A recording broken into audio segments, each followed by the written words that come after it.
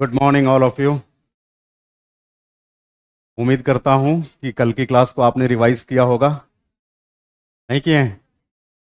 किए हैं। Yes, online students, good morning. You are most welcome to the session.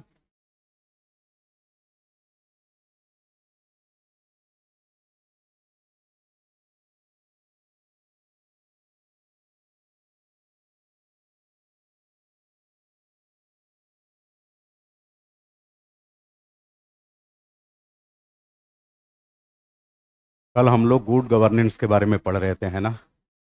और good governance के बारे में ये जाना था कि इसके अंदर कुल 8 इंटेग्रल पॉइंट्स होते हैं, है ना? 8 महत्वपूर्ण बिंदु समाविष्ट होते हैं। उन्हीं बिंदुओं का हम लोग जायजा ले रहे थे। और इस कड़ी में सबसे पहले हमने समझा था कि जन भागीदारी क्या होती है। फिर हमने जाना था शासन में विधि विधि के शासन की संकल्पना का क्या निहितार्थ है। और संभवतः यहीं तक डिस्कशन हुआ था। ठीक है।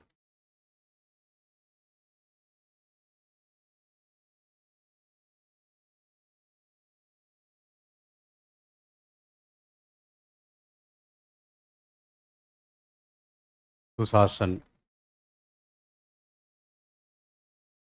इसके 8 महत्वपूर्ण अवयव हैं।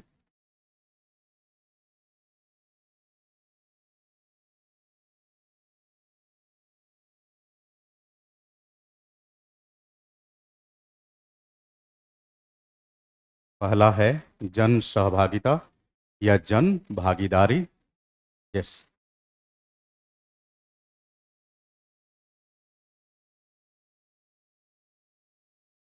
जन भागीदारी।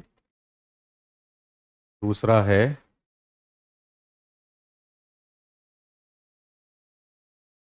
विधि का शासन। आपको दोबारा लिखने की आवश्यकता नहीं है क्योंकि आप लिख रखे हैं। तीसरा है, बहुत बढ़िया, पारदर्शिता।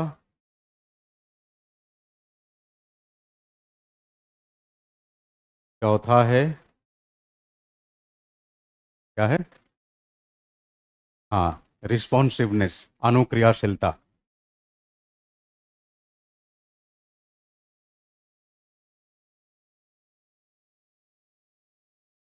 अनुक्रियाशीलता। नेक्स्ट कौन सा है? सहमति मूलकता, यानी governance should be consensus oriented. सहमति मूलक होना चाहिए।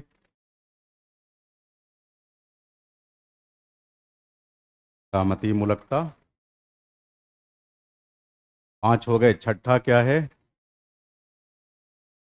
हाँ, समानता तथा समावेशिता।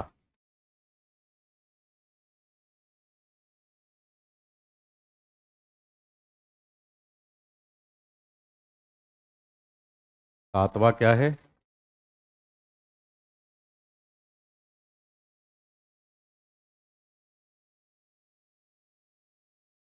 प्रभाविकता तथा क्षमता, इफेक्टिवनेस एंड एफिकेसी। हाँ, प्रभाविकता तथा, हाँ, क्षमता या दक्षता। चलिए वही लिख देते हैं जो कल लिखे थे, प्रभाविकता तथा दक्षता। और आठवां क्या है? उत्तरदायित्व, अकाउंटेबिलिटी, है ना?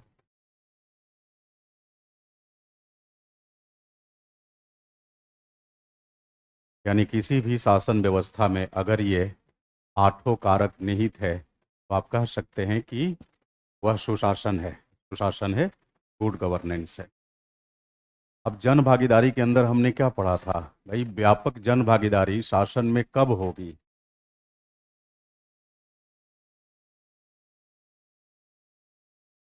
देखिए, हाँ, इसके लिए सबसे पहले यह आवश्यक हो जाता है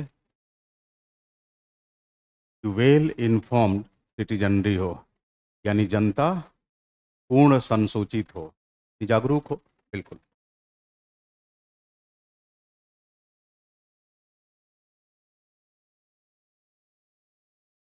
जनता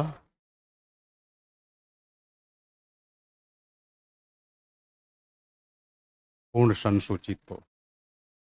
सूचित को ही संसूचित लिखते हैं, सूचित मतलब इन्फॉर्म्ड, है ना, वेल इन्फॉर्म्ड हो। क्या होना चाहिए? हाँ, संवैधानिक नैतिकता सामाजिक नैतिकता की तुलना में प्रबल हो, है ना, बिल्कुल।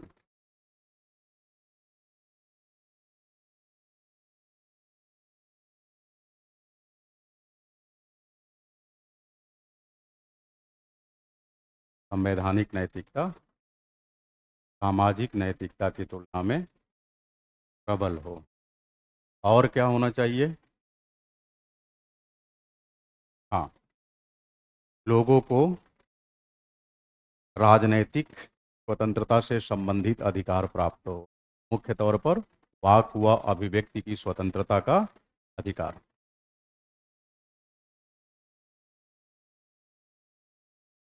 लोगों को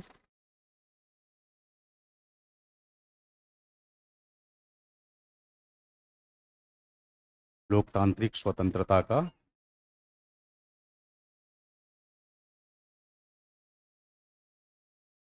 अधिकार प्राप्त हो।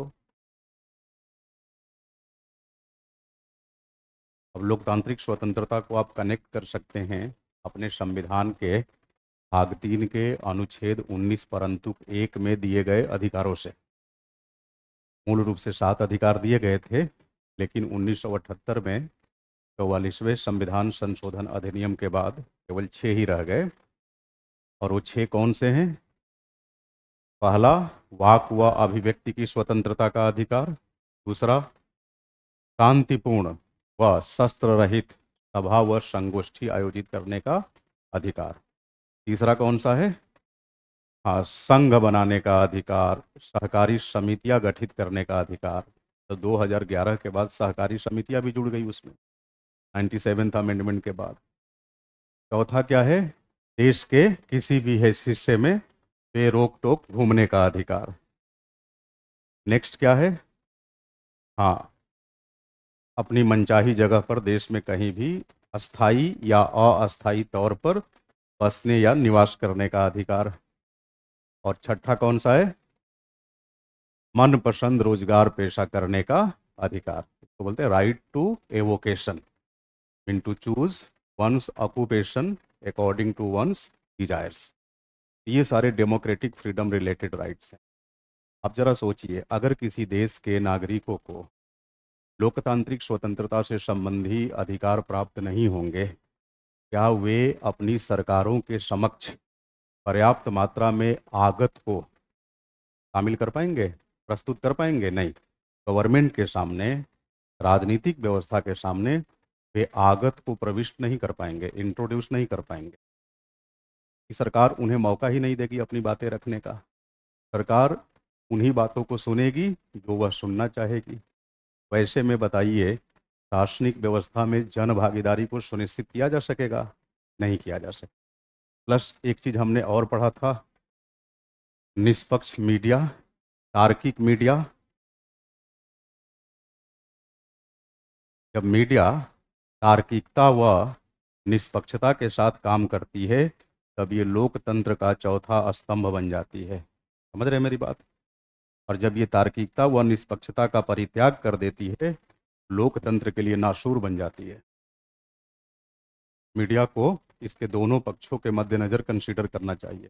तो तार्किक व निष्पक्ष मीडिया। तो अगर ये सारे कारक किसी राजनैतिक सामाजिक पर्यावरण के अंदर व्याप्त है, तो समझिए जन भागीदारी आसानी से सुनिश्चित। यही पढ़ा था ना कल हमने? ठीक। अच्छा, इसके आधार पे आप इसे लिख ले जाएंगे कि नहीं? अलग से कुछ लिखाने की आवश्यकता नहीं? अच्छा ठीक है, लिखा देंगे, चलिए।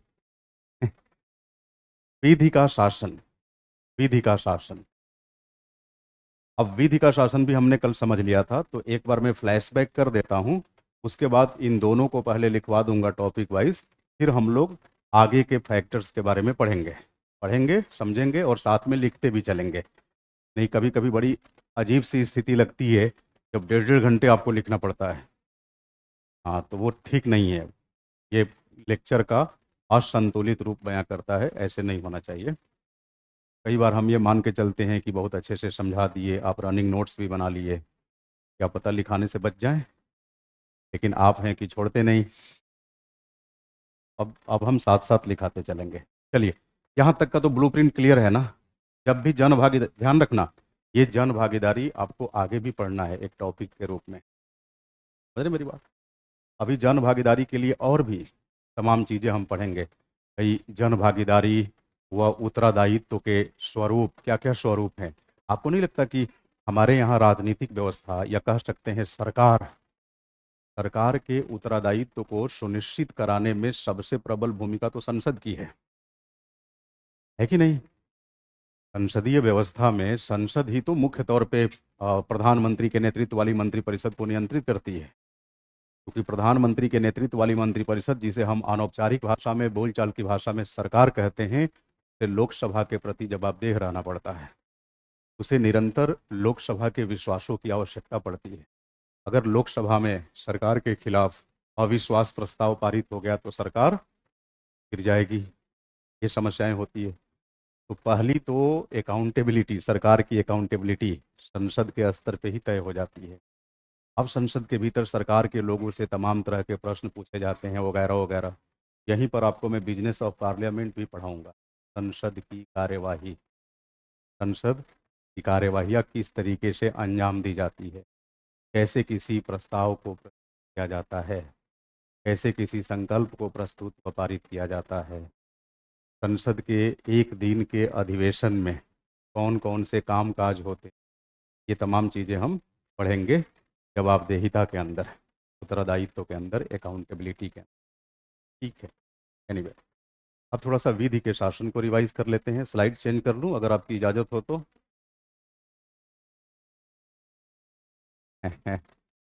विधि का शासन, विधि का शासन। एकदम रिलैक्स होकर पढ़िए, ऐसा कुछ भी नहीं है जो समझ में ना आए। आप देख रहे हैं, कुछ भी ऐसा मैं बता रहा हूँ जो आपको लगे कि हम पहले से इसके बारे में नहीं जानते थे, ईमानदारी से बताइए, आप सब जानते हैं। ध्यान रखना, कोई भी व्यक्ति उसी क्षेत्र में जाता है या जाने का प्रयास करता है जिस क्षेत्र में ऊपर वाले ने उसके लिए सर्वोच्च संभावनाएं निर्धारित कर रखी है। अन्यथा आप किसी दूसरी परीक्षा की तैयारी के लिए किसी अन्य क्लासरूम में बैठे होते। ये मान के चलिए कि अगर आप इस सेवा की तैयारी कर रहे हैं तो वास्तव में आप इसी के लिए बने हैं। अलग बात है कि आप अपनी नैसर्गिकता को तोड़ मरोड़ दे बाद में, का कोई क्या करेगा। हाँ, बट आप सब इस परीक्षा के लिए डिजर्व करते हैं, तो ही यहाँ बैठे हैं, अन्यथा नहीं बैठे होते। विधि का शासन, इसके अंदर कौन कौन से कारक को आप ध्यान रखेंगे। एक, एक सुसंगठित कानूनी व्यवस्था होनी चाहिए, पहले तो ये होना चाहिए। सुसंगठित मतलब वेल ऑर्गेनाइज्ड लीगल फ्रेमवर्क होना चाहिए, है ना।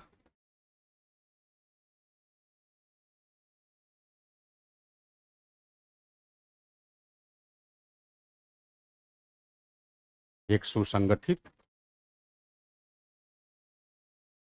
कानूनी व न्यायिक प्रक्रिया होनी चाहिए, अन्यथा विधि के शासन का कोई औचित्य नहीं रहेगा। समझ रहे हैं मेरी बात।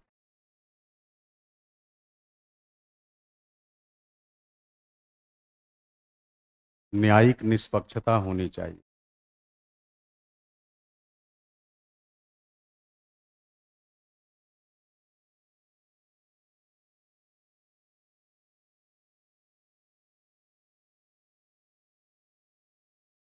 तटस्थ नौकरशाही होना चाहिए, न किसी राजनीतिक दल के प्रभाव में नौकरशाही काम न करे। तटस्थ नौकरशाही हो तो ही विधि के शासन के साथ आप न्याय कर पाएंगे।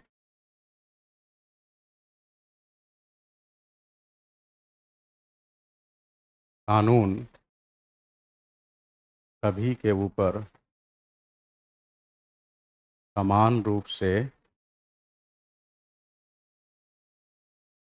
लागू हो।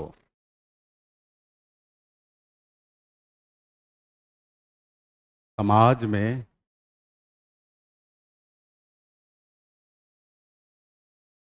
किसी भी प्रकार का विशेषाधिकार नहीं होना चाहिए। विशेषाधिकार नहीं होना चाहिए। अगर ये सारी चीजें हैं, प्लस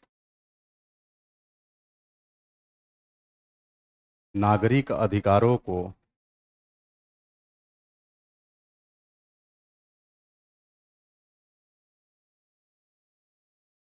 पर्याप्त सुरक्षा प्राप्त हो,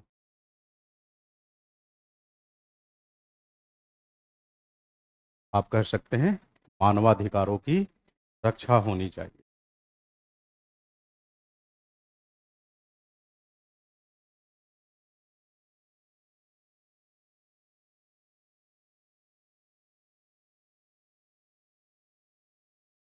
और कल हम लोगों ने मानवाधिकार के बारे में भी पढ़ा था। हाँ। अच्छा, ये बताइए किसी भी देश में मानवाधिकार की समस्या प्रकाश में कब आती है? कभी गौर किया आपने? आमतौर पे मानवाधिकार का प्रश्न दुनिया के किसी भी देश में उछलते हुए कब देखा जाता है? जब मानवाधिकार आयोग ये मुद्दा उठाए। देखिए, चाहे कोई भी देश हो, कोई भी देश, अगर हम उसकी डेमोग्राफी का आकलन करेंगे, गणनांकिकी का, तो आप पाएंगे कि किसी न किसी रूप में कोई वर्ग ऐसा निकलेगा जो संख्या बल में अधिक होगा, और कोई दूसरा वर्ग जो संख्या बल में कम होगा। परिष्कृत भाषा में इसे अल्पसंख्यक, गैर अल्पसंख्यक कहकर संबोधित करते हैं। समझ रहे हैं मेरी बात? हाँ। अगर मान लीजिए ये कोई देश है, देश की जो आबादी है, अगर हम इसे दो हिस्सों में बांट दें, सपोज यहाँ पर आ जाएंगे गैर अल्पसंख्यक, जिसको चलती फिरती भाषा में हम बहुसंख्यक कहते हैं। हालांकि बहुसंख्यक शब्द औपचारिक शब्द नहीं है, औपचारिक क्या है? गैर अल्पसंख्यक, ठीक है। और दूसरा अल्पसंख्यक। मान लीजिए इन दोनों के बीच, चाहे देश के संसाधनों के बंटवारे को लेकर या आपसी हितों को लेकर टकराव पैदा हो, डिस्प्यूट पैदा हो गया, विवाद, तो सामान्य सी बात है, संभावना तो यही बनती है ना कि विवाद की स्थिति में गैर अल्पसंख्यकों द्वारा अल्पसंख्यकों का शोषण हो सकता है। ये संख्या बल में हम है ना अल्पसंख्यक। हाँ। जब भी गैर अल्पसंख्यक और अल्पसंख्यक के बीच विवाद की स्थिति पैदा होती है, दुनिया भर की केस स्टडी के आधार पर मैं आपको कह रहा हूँ, आमतौर पे सताने वाला गैर अल्पसंख्यक होगा, और जो शोषण का शिकार हो रहा है, दमन और उत्पीड़न का शिकार हो रहा है, वो कौन है? अल्पसंख्यक। और अगर कहीं लोकतांत्रिक शासन प्रणाली के अंदर ऐसा हो रहा है, तब तो हर हाल में समझ लीजिए गैर अल्पसंख्यकों के द्वारा अल्पसंख्यकों का शोषण होगा, अगर दोनों में विवाद की स्थिति हो तो। नहीं तो मिलजुल कर रहें तो वेल एंड गुड। अब देखिए, हमने बस एक केस कंसीडर किया कि दोनों में डिस्प्यूट हुआ, तो डिस्प्यूट में यही संभावना बनती है ना कि गैर अल्पसंख्यक अल्पसंख्यक पर हावी हो जाएगा, इसका शोषण हुआ, पीड़न हुआ। अब ये अपनी उत्पीड़न की बात लेकर कहाँ पहुंचेगा?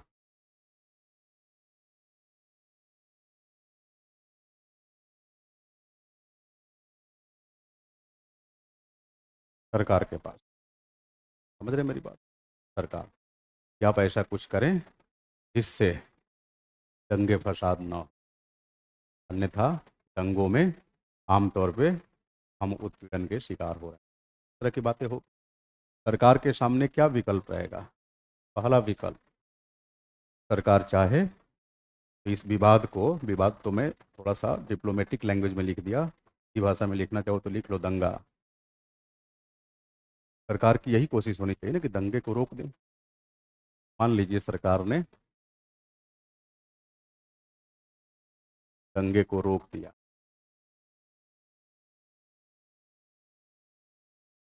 तो दंगे को रोकते ही अल्पसंख्यक उत्पीड़न से बच जाएंगे, मामला रफा दफा, कोई टेंशन नहीं। लेकिन दूसरी बात, माना कि स्वयं सरकार आग में घी डाल रही हो, क्या कर रही हो? आग में घी, दंगे को भड़का रही हो। क्यों भड़का रही हो सकता है वोट बैंक पॉलिटिक्स। तब तो स्थिति संदिग्ध हो जाएगी। फिर अल्पसंख्यकों को यहाँ चाह कर भी अब सुरक्षा नहीं दे पाएंगे। तो इस दूसरी कंडीशन को आप याद रखिएगा। कौन सी कंडीशन? आग में घी डालने वाला। तीसरा, तीसरी वजह क्या हो सकती है? हो सकता है सरकार इतनी दब्बू हो, इतनी कमजोर हो, चाह कर भी दंगे को नियंत्रित करने में सफल ना हो सकता है ना ऐसा। सरकार दंगे को रोकना तो चाहती है, लेकिन है बहुत कमजोर। अब आप ही बताइए, आपके सामने हमने तीन सरकमस्टांसेस रखी, पहली, दूसरी और तीसरी। पहली केस में तो कोई झंझट ही नहीं है, अगर सरकार ने मामला नियंत्रित कर दिया कोई बात नहीं। लेकिन दूसरी और तीसरी जो केस है, आपको नहीं लगता कि इस विवाद या दंगे को अल्पसंख्यकों के मानवाधिकारों के हनन का रूप दे सकती है? आखिर ये अल्पसंख्यक अपनी सुरक्षा के लिए कहाँ जाएंगे, किसके पास जाएंगे? क्या कह रहे हैं? न्यायपालिका। भैया न्यायपालिका भी तो राज्य का ही हिस्सा है ना, सरकार का ही एक अंग है ना, है ना। हाँ, तो अब मामला क्या होगा? अब दुनिया वालों की नज़र में जाएगा, क्योंकि जिस दौर में आप जी रहे हैं, इस दौर में दुनिया के किसी भी कोने में कुछ भी घटित होगा पूरी दुनिया जान जाएगी। अब ये मामला जाएगा वैश्विक बिरादरी के सामने। अब वैश्विक बिरादरी में भी कुछ खलीफा हैं, कुछ ठेकेदार हैं वैश्विक बिरादरी के। वो कहेंगे देखो जी, जो भी हो रहा है ठीक नहीं हो रहा है।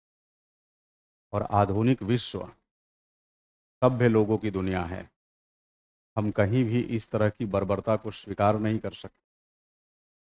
तब दुनिया वाले आपस में मिलकर संबंधित सरकार को दो चॉइस देंगे। पहला, यदि आप दंगे फसाद को रोक पाने में अल्पसंख्यकों के या अपने देश के किसी सामाजिक वर्ग के मानवाधिकारों की रक्षा कर पाने में अगर आप सक्षम नहीं हैं, तो हम आपकी मदद करेंगे, हम अपनी सेना भेजेंगे। आर्थिक मदद चाहिए वो भी ले लीजिए, लेकिन मानवाधिकार की रक्षा करिए। तब ये सरकार क्या बोलेगी? Don't forget it's subject matter of our geographical sovereignty, no one can cause any kind of encroachment in our geography, in our territory. ये हमारी भौगोलिक संप्रभुता का मामला है, इसमें कोई अतिक्रमण नहीं कर सकता। हम आपके आंतरिक मामले में कभी हस्तक्षेप किए हैं? सामने वाला भी कि नहीं नहीं किए हो, फिर कहेगा ये देश, फिर हमारे मामले में क्यों हस्तक्षेप कर रहे हो, ये मेरा अंदरूनी मामला है। तब क्या होगा? वैश्विक बिरादरी धर्म संकट में पड़ जाएगी। क्या करे? इसकी भौगोलिक संप्रभुता का सम्मान करें, मानवाधिकार की रक्षा करें। आधुनिक विश्व की भूमंडलीकरण की संकल्पना कहती है भौगोलिक संप्रभुता जाए तेल लेने, अटैक करो, मानवाधिकार की रक्षा करो, बहुत हो गया नौटंकी। ये बात समझ रहे हैं? समझ रहे हैं कि मानवाधिकार की संकल्पना कितनी प्रभावी संकल्पना हो गई, आज के गवर्नेंस के लिए कितना महत्वपूर्ण है। अगर कोई सरकार, कोई शासन व्यवस्था नागरिकों के किसी वर्ग के अधिकार अथवा मानवाधिकार की रक्षा कर पाने में अक्षम है, क्या वो शासन व्यवस्था कभी भी अपने आप को सुशासन के नाम से पुकार सकती है कि हम सुशासन संचालित कर रहे हैं? नहीं। इसीलिए अधिकारों की रक्षा बहुत महत्वपूर्ण हो। मानवाधिकार की रक्षा सुशासन का अभिन्न हिस्सा है, भिन्न हिस्सा। चलिए, यहाँ तक हमने कल पढ़ लिया था। अब आगे बढ़ते हैं हम लोग तीसरे कारक की तरफ। और तीसरा कारक क्या है? पारदर्शिता। पारदर्शिता, तो हेडिंग डालिए पारदर्शिता। अच्छा नहीं, हेडिंग क्या डालेंगे उससे पहले दोनों को लिख लीजिए। हाँ, जो भी आपने बोर्ड वर्क किया है उसके नीचे लाइन खींचेंगे और सबसे पहले लिखेंगे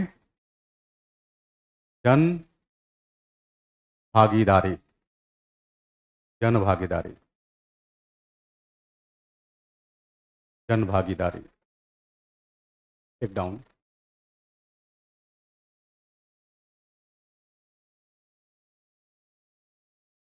जन भागीदारी सुशासन का जन भागीदारी शासन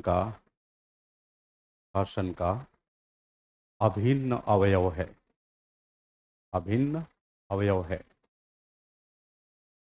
जन भागीदारी शासन का अभिन्न अवयव है।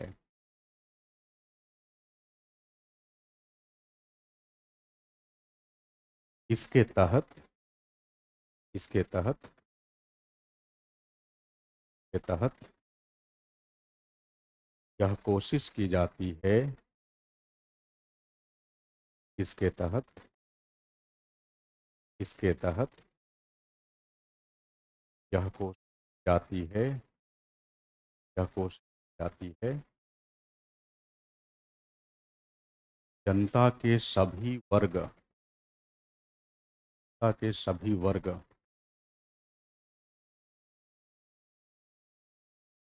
अधिकाधिक रूप से अधिकाधिक रूप से अधिकाधिक रूप से दार्शनिक व्यवस्था में भागीदार बन सकें। दार्शनिक व्यवस्था में भागीदार बन सकें। दार्शनिक व्यवस्था में भागीदार बन सकें। ध्यातव्य है ध्यातव्य है ध्यातव्य है यहाँ यहाँ भागीदारी का अभिप्राय ध्यातव्य है यहाँ भागीदारी का अभिप्राय आगत तथा निर्गत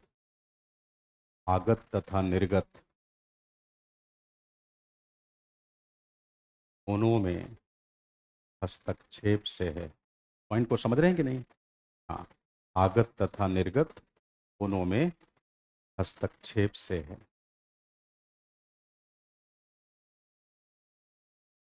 यानी जनता, स्टेटमेंट को सिंप्लीफाई कर लेते हैं, यानी जनता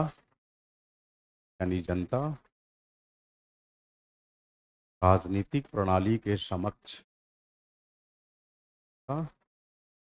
राजनीतिक प्रणाली के समक्ष यानी जनता राजनीतिक प्रणाली के समक्ष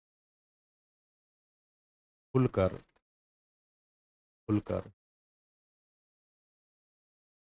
अपने हितों को प्रकट कर सके कर अपने हितों को प्रकट कर सके। साथ ही साथ ही साथ साथ ही साथ राजनैतिक प्रणाली द्वारा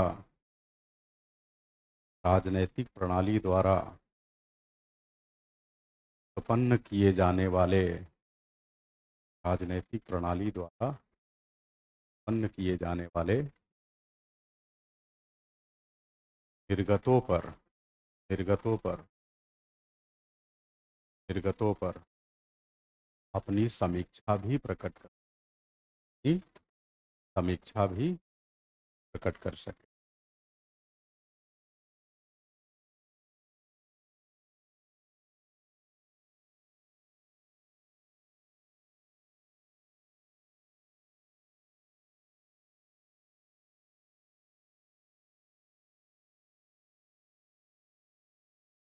जन भागीदारी को आगे लिखिए।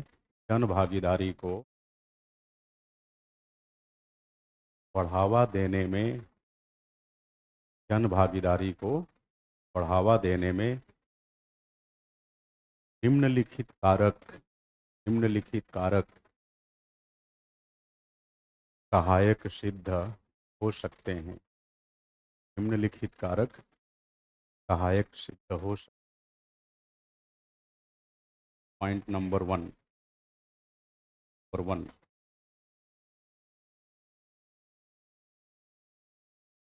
जागरूक तथा जागरूक तथा पूर्ण संसूचित, जागरूक तथा पूर्ण संसूचित, पूर्ण संसूचित जनता व नागरिक समाज, जागरूक तथा पूर्ण संसूचित जनता व नागरिक समाज। से सुन लीजिए, जागरूक तथा पूर्ण संसूचित जनता व नागरिक समाज। दूसरा पॉइंट लिख लीजिए,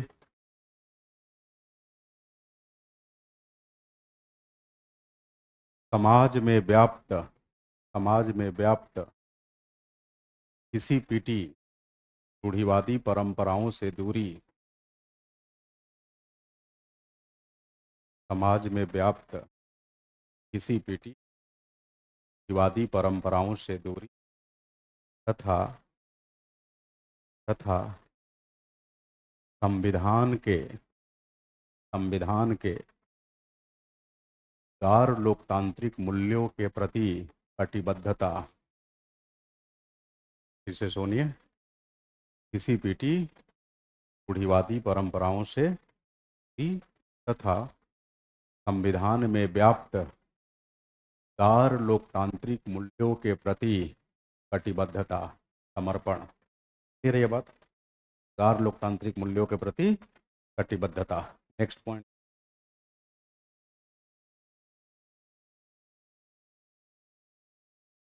लोगों को लोगों को पर्याप्त मात्रा में लोकतांत्रिक स्वतंत्रता से जुड़े हुए अधिकार प्राप्त हो, लोगों को पर्याप्त मात्रा में लोकतांत्रिक स्वतंत्रता से जुड़े हुए अधिकार प्राप्त हो। क्लियर है ये बात?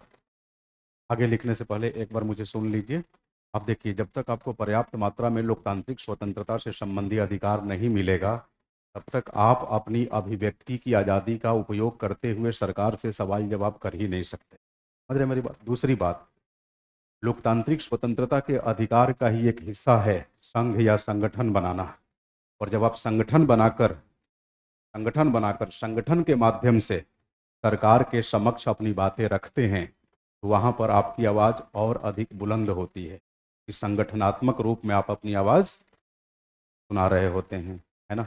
अगर लोकतांत्रिक स्वतंत्रता का अधिकार ही ना हो, बताइए आप संघ या संगठन बना पाएंगे? नेक्स्ट पॉइंट लिखिए,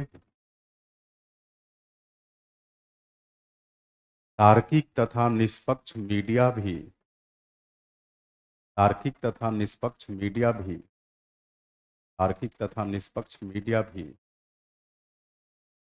तार्किक तथा निष्पक्ष मीडिया भी जन सहभागिता को बढ़ावा देती है। सहभागिता माने जन भागीदारी, है ना? जन सहभागिता को बढ़ावा देती है।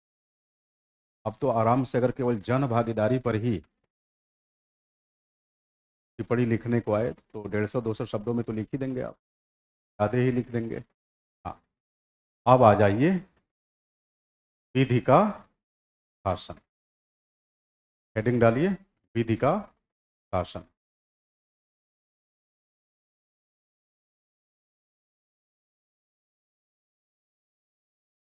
साथ साथ लिख पा रहे हैं ठीक से? हाँ, अब शिकायत मत करिएगा कि बहुत तेज लिखवा रहे हैं आप। एक बच्ची मुझसे शिकायत कर रही थी कि सर आप बहुत तेज लिखवा रहे हैं। मैं कहा कि मैं और स्लो लिखवाऊंगा, चिंता मत करो।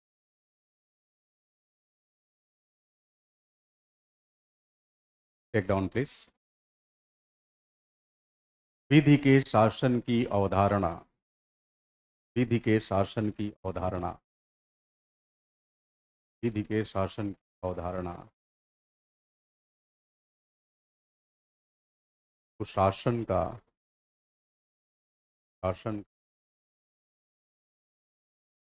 शासन बेहद महत्वपूर्ण अवयव है। बेहद महत्वपूर्ण अवयव है। अवयव मतलब तत्व, इंग्रेडिएंट, एलिमेंट। बेहद महत्वपूर्ण अवयव है। इस संकल्पना का प्रतिपादन, इस संकल्पना का प्रतिपादन, इस संकल्पना का प्रतिपादन ब्रितानी विधि शास्त्री, ब्रितानी समझ रहे हैं, ब्रिटेन का निवासी, कहते ना हिंदुस्तानी, वैसे ही ब्रितानी, हिंदुस्तानी, अफगानी, पाकिस्तानी, ऐसे ही ब्रितानी। ब्रितानी विधि शास्त्री, देखो लिख देता हूँ, ब्रितानी, ब्रितानी विधि शास्त्री एवी डायसी ने किया था। एवी डायसी ने किया था। डायसी ने, डायसी ने कुल 3 सिद्धांतों की बुनियाद पर, डायसी ने कुल 3 सिद्धांतों की बुनियाद पर, डायसी ने इन सिद्धांतों की बुनियाद पर इस संकल्पना को परिभाषित किया था।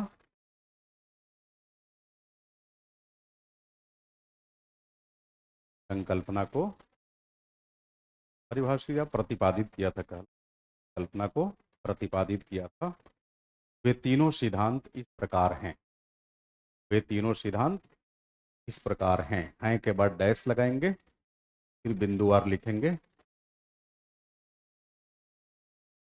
ये तीनों सिद्धांत प्रकार हैं। पहला, पहला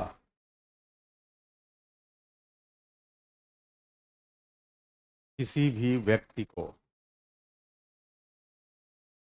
व्यक्ति को, किसी भी व्यक्ति को शारीरिक व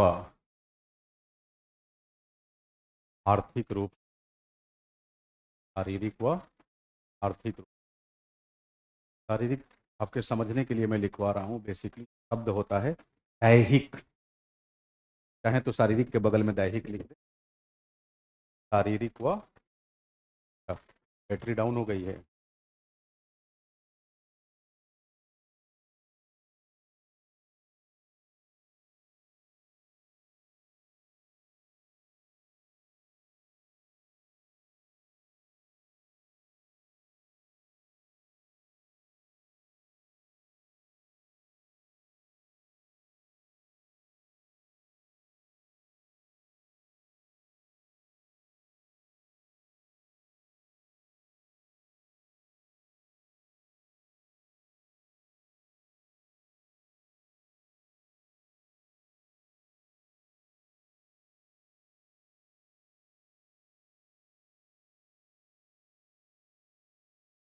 पहला प्रिंसिपल लिख लीजिए। आप तो आवाज़ जा रही होगी, ऑनलाइन स्टूडेंट्स, अरे आप लोग को तो जा ही रही थी, उधर वालों को नहीं जा रही।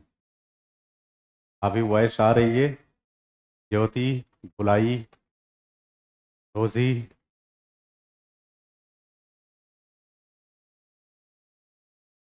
नहीं नहीं, अब बैटरी चार्ज हो चुकी है। हाँ बिल्कुल सही है। वॉइस पहले कट रही थी, अब नहीं कटेगी। All good, all clear, thank you. Take down, हटा दीजिए चैट सामने से।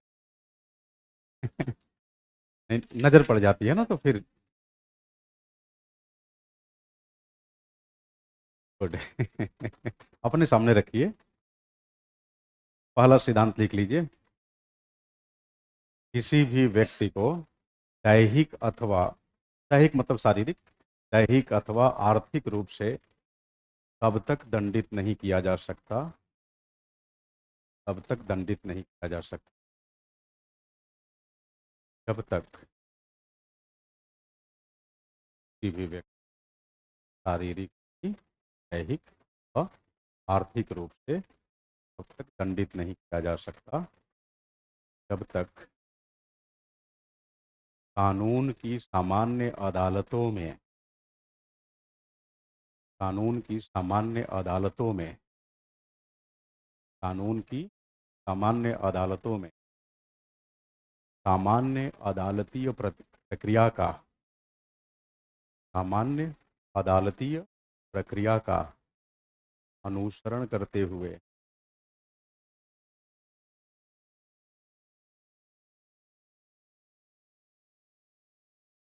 सामान्य अदालतीय प्रक्रिया का अनुसरण करते हुए संबंधित व्यक्ति के खिलाफ दोष सिद्ध न हुआ हो,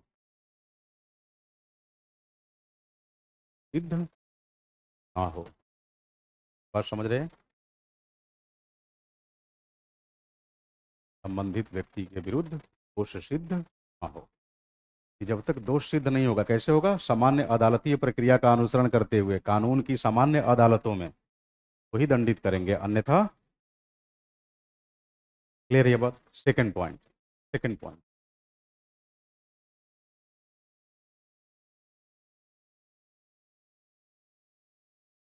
कोई भी व्यक्ति, कोई भी व्यक्ति, दूसरा सिद्धांत, कोई भी व्यक्ति कानून से बड़ा नहीं हो, कोई भी व्यक्ति कानून से बड़ा, कानून की नज़र में, कानून की नज़र में सभी व्यक्ति, कानून की नज़र में व्यक्ति एक समान होंगे, कानून की नज़र में सभी व्यक्ति एक समान होंगे तथा कानून, कानून सभी के साथ, सभी के साथ एक जैसा बर्ताव करेगा, सभी के साथ एक जैसा बर्ताव करेगा।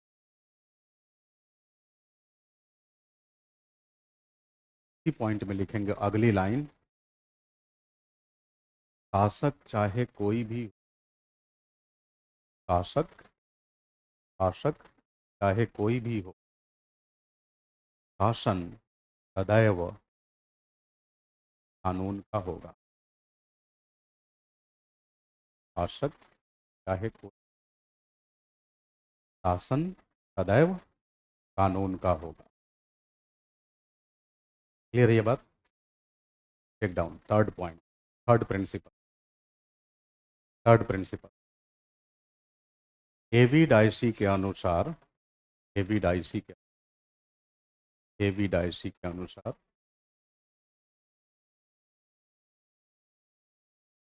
संविधान, विधान, संविधान देश की साधारण विधि का परिणाम होता है।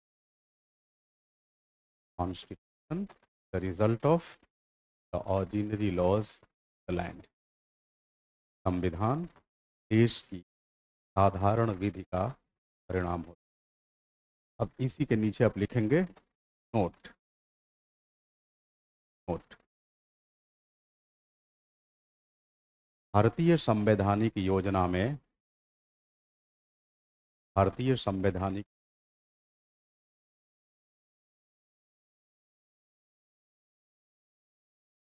विधि के शासन की संकल्पना को, भारतीय संवैधानिक विधि के शासन की संकल्पना को अपनाते हुए, अपनाते हुए प्रथम दो सिद्धांतों को, प्रथम दो सिद्धांतों हमने, हमने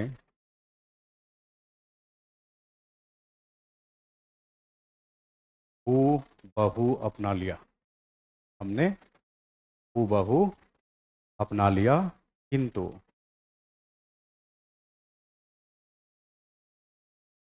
तीसरे सिद्धांत को, तीसरे सिद्धांत बदलाव के साथ अपना, तीसरे सिद्धांत को बदलाव के साथ अपनाएं।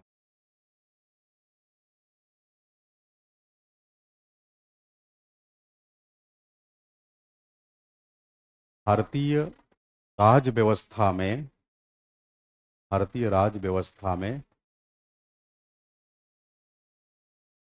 संवैधानिक विधि को, संवैधानिक विधि को, भारतीय राज व्यवस्था संवैधानिक विधि को सर्वोच्च विधि का दर्जा प्राप्त है। संवैधानिक विधि को सर्वोच्च विधि का दर्जा प्राप्त है।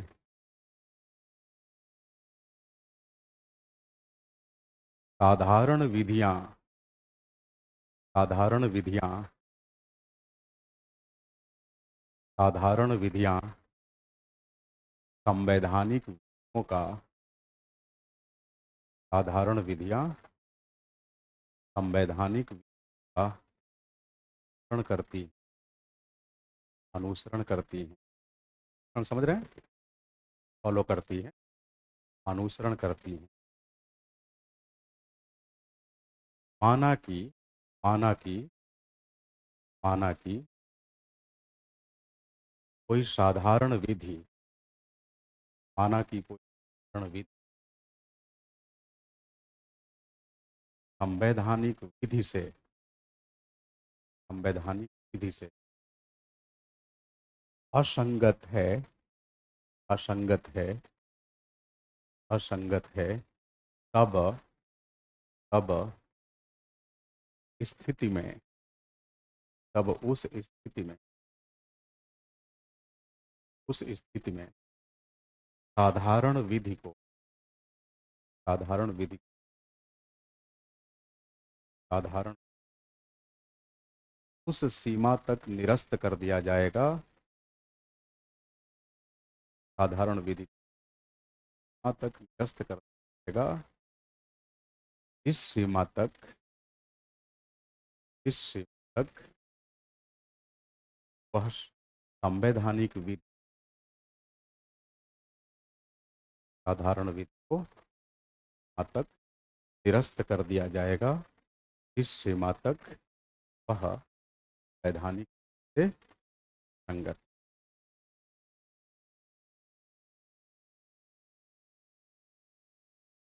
एवी डाइसी ने, एवी डाइसी ने, एवी डाइसी ने विधि के शासन की संकल्पना का प्रतिपादन, एवी डाइसी ने विधि के शासन की संकल्पना का प्रतिपादन, एवी डाइसी ने विधि के शासन की संकल्पना का प्रतिपादन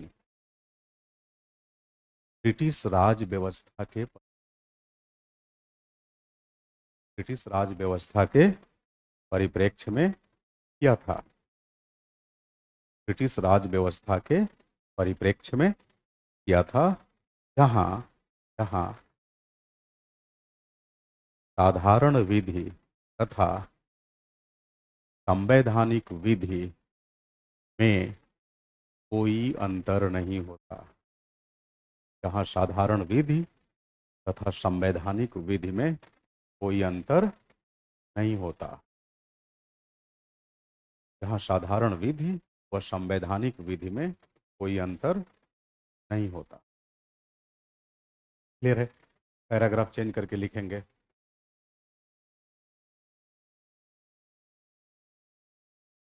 विधि के शासन की संकल्पना सुशासन हेतु, विधि के शासन की संकल्पना सुशासन हेतु, शासन हेतु इसलिए भी महत्वपूर्ण है, इसलिए भी महत्वपूर्ण है कि,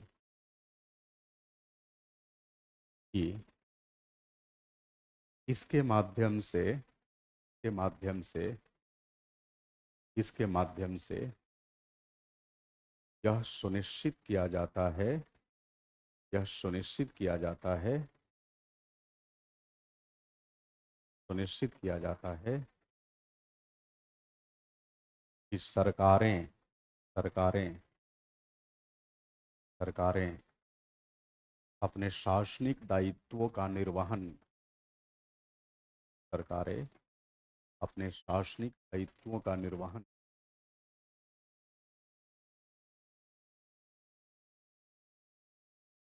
संविधान अथवा कानून के दायरे में रहते हुए करेंगी। सरकार संविधान अथवा कानून के दायरे में रहते हुए करेंगी।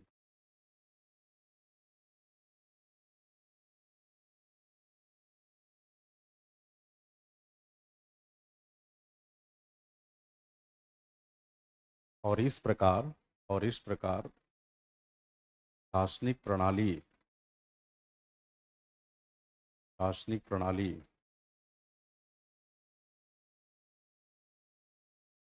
शासन संचालन में शासन संचालन में निरंकुश तथा मनमाना व्यवहार नहीं करेगी। निरंकुश तथा मनमाना व्यवहार नहीं करेगी।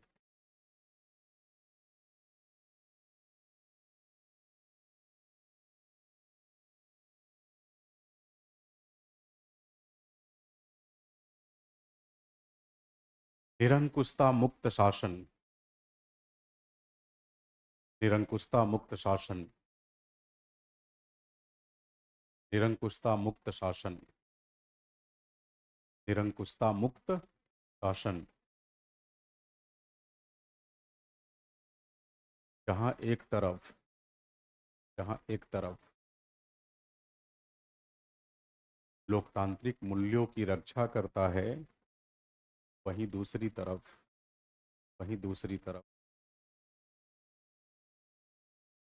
नागरिक अधिकारों को भी सुरक्षा प्रदान करता है। नागरिक अधिकारों को भी सुरक्षा प्रदान करता है। इससे से, इससे राज्य की लोक कल्याणकारी अवधारणा को इससे राज्य की लोक कल्याणकारी अवधारणा को बढ़ावा मिलता है। इससे राज्य की लोक कल्याणकारी अवधारणा को बढ़ावा मिलता है। That's it. अब देखिए, विधि के शासन के बारे में आप इंडियन कॉन्स्टिट्यूशन के अंदर भी पढ़े होंगे पहली यूनिट में। खास करके जब आप विधि के समक्ष समानता का सिद्धांत पढ़ते हैं तो वहां पर रूल ऑफ लॉ के कंसेप्ट को अप्लाई किया जाता है। मतलब अनुच्छेद 14 को पढ़ते समय। और देख रहे हैं शासन में कैसे इसका प्रयोग हो रहा है। अब मान लो विधि के शासन को जोड़ते हुए गवर्नेंस से कोई क्वेश्चन पूछे और आपने पूरी पॉलिटी पढ़ रखी है लेकिन गवर्नेंस नहीं पढ़ा है, तो आपको ये तो लगेगा कि जो क्वेश्चन है ये वहीं से है जहां हमने पढ़ा है, लेकिन ये कॉन्फिडेंस नहीं आएगा कि हम इसे लिख पाएंगे। आजकल मुख्य परीक्षा का प्रश्न पत्र देखते हुए आपको ऐसी ही अनुभूति होती होगी, लेकिन जैसे ही गवर्नेंस और सोशल जस्टिस की क्लास खत्म होगी, अब सीधे सीधे क्वेश्चन स्ट्राइक करने लगेंगे कि हाँ, ये न सिर्फ पढ़ा हुआ है बल्कि हम लिख भी देंगे इसको। समझे मेरी बात।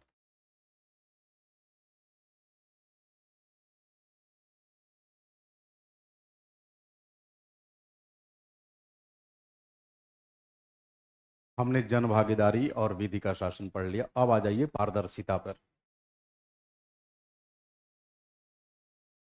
ट्रांसपेरेंसी ट्रांसपेरेंसी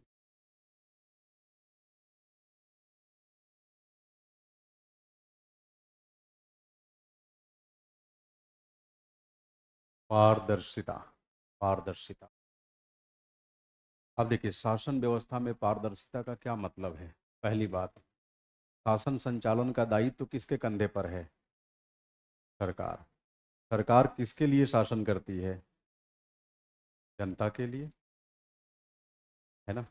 अब सरकार को तो आप एक इंस्टीट्यूशन के रूप में लेते हैं ना, संस्था के रूप में। तो सरकार से जुड़ी हुई तमाम संस्थाएं आपको दिखेंगी, सरकार की संस्थाएं, और अलग अलग संस्थाएं अलग अलग तरह की प्रक्रियाओं को अंजाम देती हैं। सभी संस्था किसी न किसी प्रक्रिया का अनुसरण करती है। तो संस्थाएं और इनके द्वारा संचालित होने वाली प्रक्रियाएं, अगर हम संस्थाओं के स्वरूप को और इनके द्वारा अंजाम दी जाने वाली प्रक्रिया को, स्वरूप और प्रक्रिया, अगर दोनों को हम सहज बना दें, तो आपको नहीं लगता कि जनता इनके बारे में ठीक ठाक समझ विकसित कर पाएगी? अब सवाल ये उठता है कि सरकार के स्वरूप, सरकार की जो संस्थाएं हैं, इनके स्वरूप को हम सिंप्लीफाई कैसे करेंगे, इनके स्वरूप को हम कैसे सहज बनाएंगे ताकि जनता समझ सके? इसका सीधा तरीका है, संस्थाओं को हम डिसेंट्रलाइज करेंगे। समझे मेरी बात? विकेंद्रीकृत। अब माना कि गांव में रहने वाला एक आम व्यक्ति, उसे संभव है ये नहीं मालूम हो जिला प्रशासन कैसे चलता है, लेकिन हर चौथे दिन वो ब्लॉक जाता है, कभी जाति प्रमाण पत्र बनाने, कभी कुछ बनवाने। इतना वो जरूर समझ जाता है कि प्रखंड के स्तर पे प्रशासन कैसे चल रहा है। समझ रहे मेरी बात? अगर जिला स्तर से प्रशासन को हम प्रखंड स्तर तक प्रत्यायोजित नहीं करते, उसे इवॉल्व नहीं करते, तो क्या जनता रूबरू हो पाती प्रशासन से? नहीं। तो संस्थाओं के स्वरूप को अगर सहज बनाना है, उसके दायित्वों को अलग अलग संस्थाओं, सहयोगी संस्थाओं में बांट दीजिए। अलग अलग सहयोगी संस्थाओं में, सामान्य भाषा में कह सकते हैं कि संस्थाओं के स्वरूप का हम विकेंद्रीकरण कर देंगे। दूसरी बात, अब जो इनके द्वारा अपनाई जाने वाली प्रक्रियाएं, अगर मान लीजिए किसी संस्था के ऊपर बहुत सारा दायित्व है, और सारे दायित्वों को निर्वहन करने के लिए, सारे दायित्वों को निभाने के लिए उसके द्वारा जो प्रक्रिया अपनाई जाएगी, आपको नहीं लगता अपेक्षाकृत जटिल होगी? लेकिन उस संस्था के दायित्वों को, जो व्यापक दायित्व है, कई सारी सहयोगी संस्थाओं में बांट देंगे, तो फिर अलग अलग सहयोगी संस्थाओं के द्वारा शासनिक दायित्व, प्रशासनिक दायित्व के निर्वहन के लिए जो भी अनुक्रिया की जाएगी, जो भी प्रक्रिया अपनाई जाएगी, उस प्रक्रिया पर हम आसानी से अपनी समझ विकसित कर सकते हैं कि नहीं? कर सकते हैं। दूसरी बात, जनता,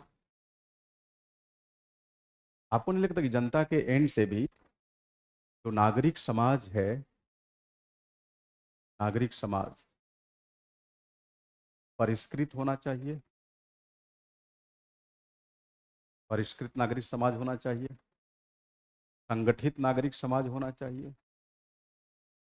परिष्कृत व संगठित नागरिक समाज, क्योंकि अगर परिष्कृत नागरिक समाज नहीं है, तो उसे सरकार की संस्थाओं, उन संस्थाओं के द्वारा शासनिक प्रशासनिक दायित्वों के निर्वहन के दौरान अपनाई जाने वाली प्रक्रियाओं से कोई लेना देना नहीं हो। ये कभी भी ध्यान रखिएगा, यूनिलेटरल प्रक्रिया नहीं है। शासन कभी भी एक पक्षीय प्रक्रिया नहीं है, ये द्विपक्षीय है। इसके बाई डायमेंशन है, 2 डायमेंशन से, ये 2 डायमेंशनल प्रक्रिया है ना? राज्य और जनता, राज्य व नागरिक दोनों के मध्य व्याप्त संबंधों की बुनियाद पर यह संचालित होता है।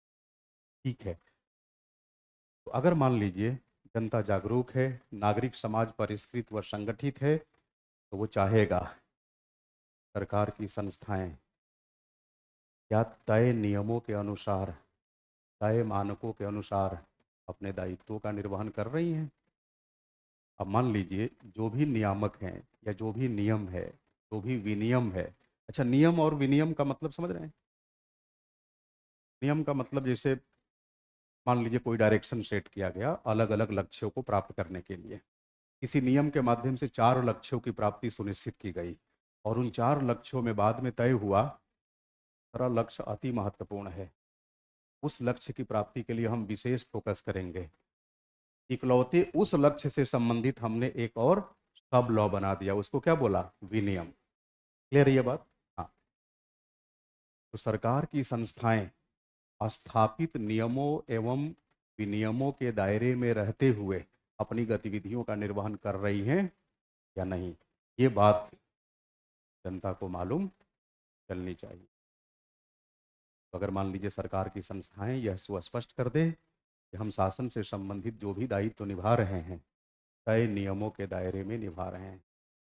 शासनिक गतिविधियों को अंजाम देने के लिए हमारी संस्थाएं जिन प्रक्रियाओं का अनुसरण कर रही हैं स्थापित मानकों के अनुसार कर रही हैं, और अमुक अमुक स्थापित मानक हैं आपके सामने हैं। आप कह सकते हैं कि सरकार के एंड से, इंस्टीट्यूशन के एंड से पारदर्शिता बढ़ती जा रही है। अब देखिए नागरिक समाज भी जागरूक होना चाहिए, नागरिक समाज भी परिष्कृत होना चाहिए। जब ये जागरूक होगा, परिष्कृत होगा, तभी तो पारदर्शिता की मांग करेगा। पारदर्शिता कभी भी एक पक्षीय नहीं होती। कैसे हमने कहा, जन भागीदारी भी एक पक्षीय नहीं है। अगर राज्य व्यवस्था में या संवैधानिक योजना में नागरिकों को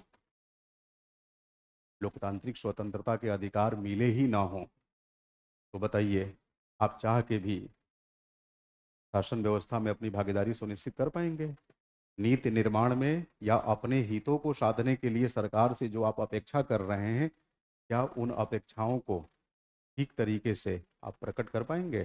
नहीं कर पाएंगे। अपने हितों को ठीक तरीके से बढ़ावा नहीं दे पाएंगे। क्लियर ये बात? पारदर्शिता का सीधा मतलब है कि जो तंत्र आपके हितों को साधने के लिए शासनिक गतिविधियों को अंजाम दे रहा है, वो तंत्र आपकी नज़रों के सामने हो। नज़रों के सामने मतलब आप उस तंत्र का जब भी जायजा लेना चाहें आप ले सकें, जानकारी हासिल कर। ये सब क्या है? पारदर्शी। पारदर्शी लिख लीजिए।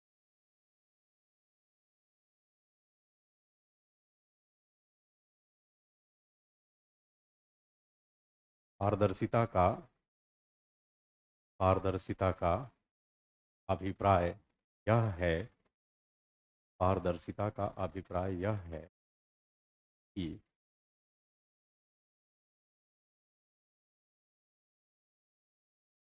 शासन को सुनिश्चित करने वाली शासन को सुनिश्चित करने वाली संस्थाएं शासन को सुनिश्चित करने वाली संस्थाएं स्थापित नियमों के दायरे में रहते हुए स्थापित नियमों के दायरे में रहते हुए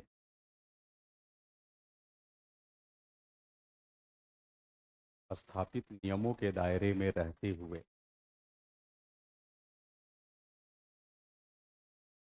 तथा तथा निर्धारित प्रक्रियाओं का अनुसरण करते हुए निर्धारित प्रक्रियाओं का अनुसरण करते हुए शासन व्यवस्था का संचालन कर रही हैं या नहीं कर रही हैं या नहीं, इसकी जानकारी की जानकारी इसकी जानकारी शासन के अंशधारकों शासन के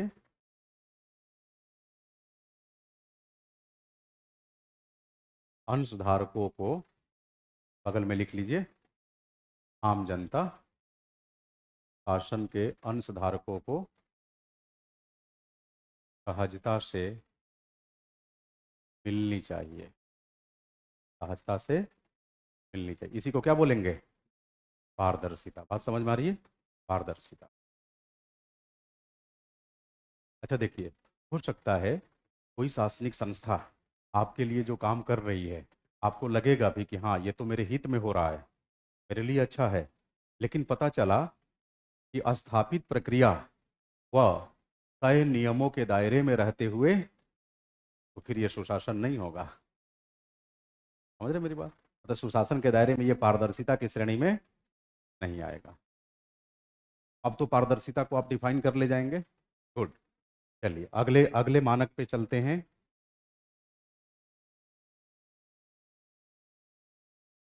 अनुक्रियाशीलता। बड़ा सिंपल है।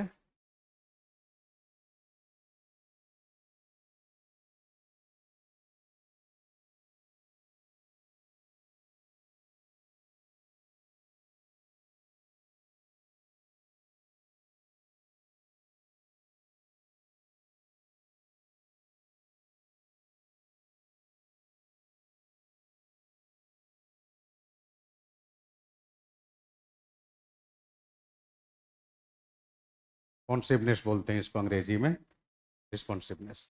अब देखिए इसका मतलब क्या है।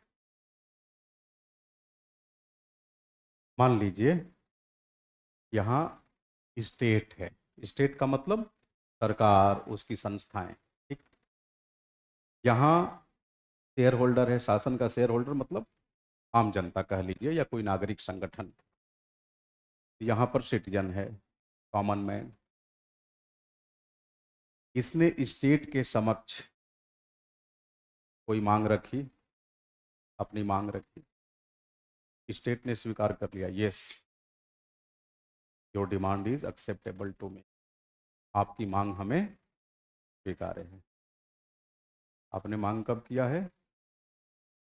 23 अक्टूबर 2022 को। अभी क्या चल रहा है? 22 जनवरी 2025। मांग स्वीकार ली गई है लेकिन पूरी, क्या ये गुड गवर्नेंस होगा? जब आपने मांग की थी, आपकी मांग को एक तय समय सीमा के अंदर अगर पूरा कर दिया जाता तो आप कहते हैं ना कि शासन व्यवस्था अनुक्रियाशील है, और तय समय सीमा में अगर आपकी मांग पूरी नहीं हुई, वही बात हुई ना, justice delayed is justice denied, न्याय में विलंबन न्याय नहीं मिलने के समान है। समझ रहे मेरी बात? तो आपकी मांगों की पूर्ति अगर तय समय सीमा में ना हो और बाद में हो, तो फिर उस पूर्ति का कोई मतलब नहीं रह जाएगा। तो शासन तंत्र कैसा होना चाहिए? अनुक्रियाशील होना चाहिए। जनता के विभिन्न वर्गों की मांगों को अगर एक तय समय सीमा के अंदर पूरा कर पाने में सक्षम है, हम कहेंगे यह शासन तंत्र अनुक्रियाशील है, ये सुशासन तंत्र है। एकदम। जब शासनिक व्यवस्था जब शासनिक व्यवस्था जब शासनिक व्यवस्था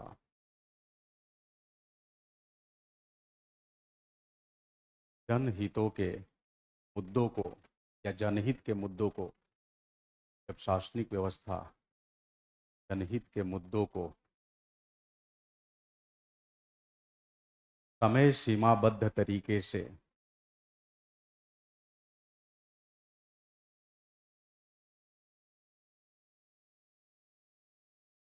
समय सीमाबद्ध तरीके से समय सीमाबद्ध तरीके से पूर्ण कर पाने में पूर्ण कर पाने में सक्षम हो सक्षम हो तो इसे अनुक्रियाशील शासन तंत्र कहते हैं। क्या कहते हैं? अनुक्रियाशील शासन तंत्र। ध्यातव्य है ध्यातव्य है अनुक्रियाशील शासन तंत्र। ध्यातव्य है अनुक्रियाशील शासन तंत्र सुशासन की एक शर्त है। समझ रहे मेरी बात? अनुक्रियाशील शासन तंत्र सुशासन की एक शर्त है।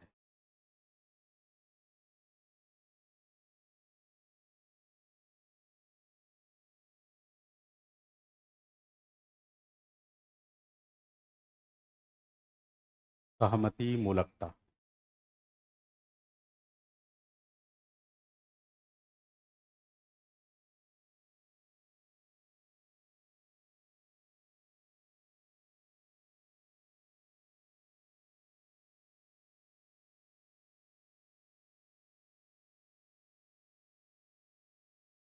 सहमति मूलकता मीन्स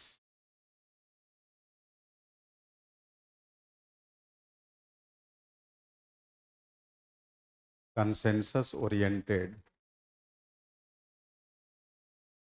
गवर्नेंस। अगर शासन में सहमति मूलकता का ध्यान रखा जाए, समझिए वह सुशासन है। अब देखिए सहमति मूलकता का मतलब क्या होता है, जरा इसे समझ लेते हैं।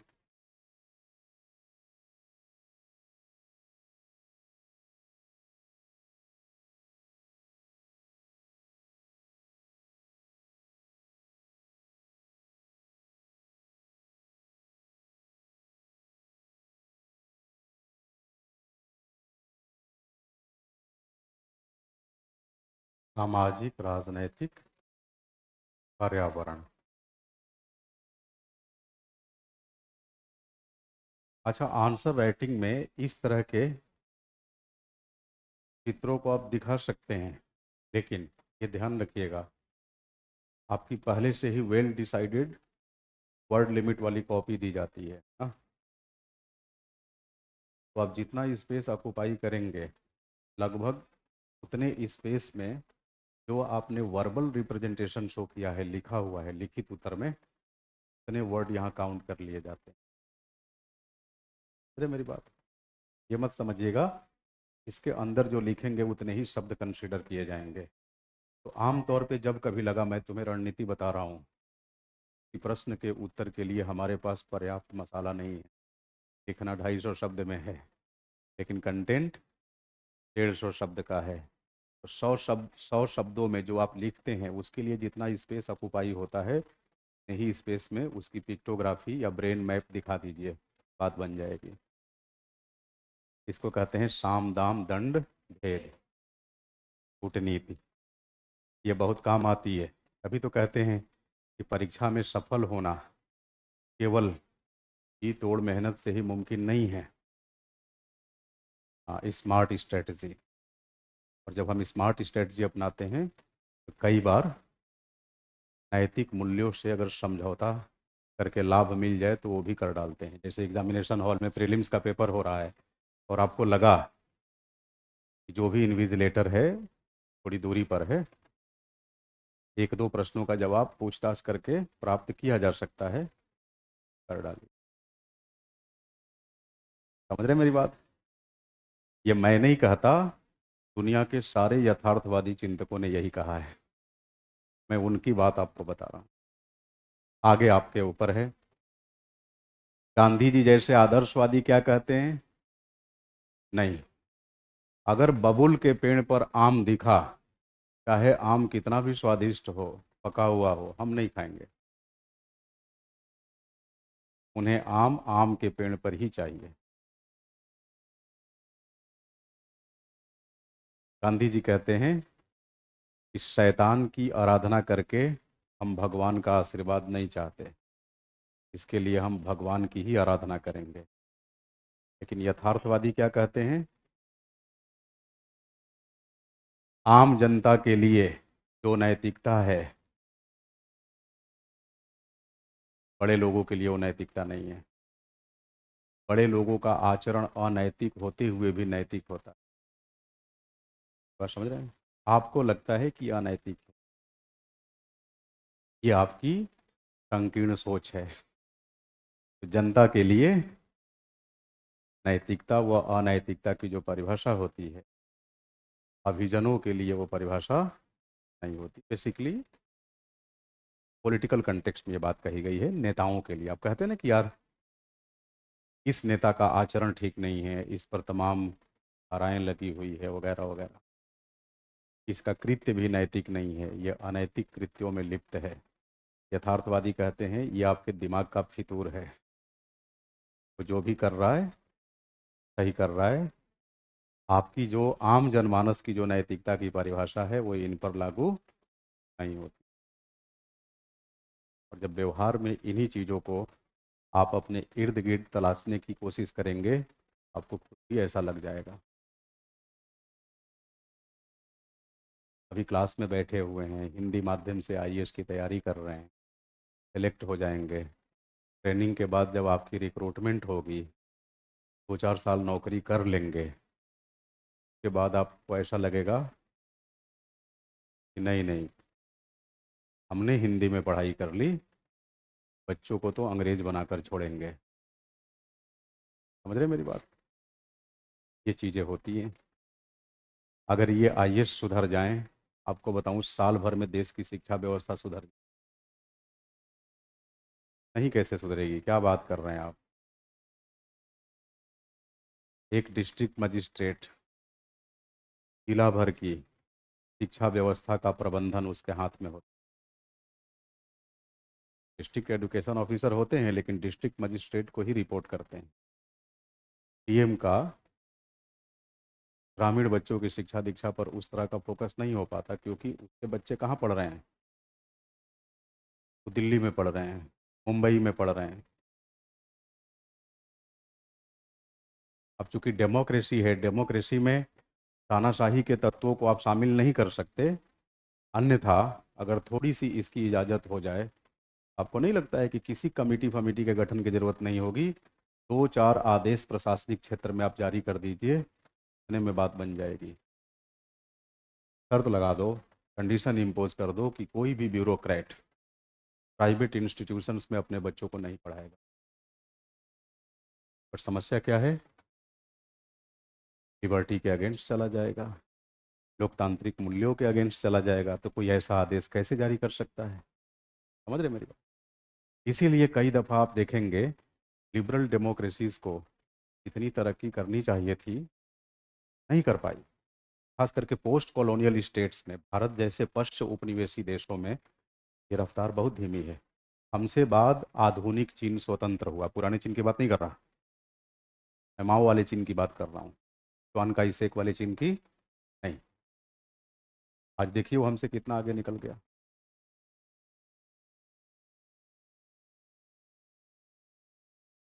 खैर, अगर हर कोई इस बात को लेकर चिंतित हो, जरूरी नहीं है कि हमेशा शासन की लाठी से ही आप समझ चीज़ों को समझें। कई बार अच्छाइयाँ हमारे अंदर से भी निकलती हैं। समय के साथ जनता में जैसे जैसे जागरूकता का प्रसार होगा, प्रशासनिक अधिकारियों में, सिविल सेवकों में अकाउंटेबिलिटी बढ़ेगी, तो बदलेंगी। अब देखिए क्षेत्रीय स्तर पे कई सारे स्कूल बहुत अच्छा कर रहे हैं, जैसे सर्वोदय कन्या विद्यालय, फिर आप आ जाइए इधर नवोदय, जवाहर नवोदय विद्यालय, ये सब बहुत अच्छा कर रहे हैं।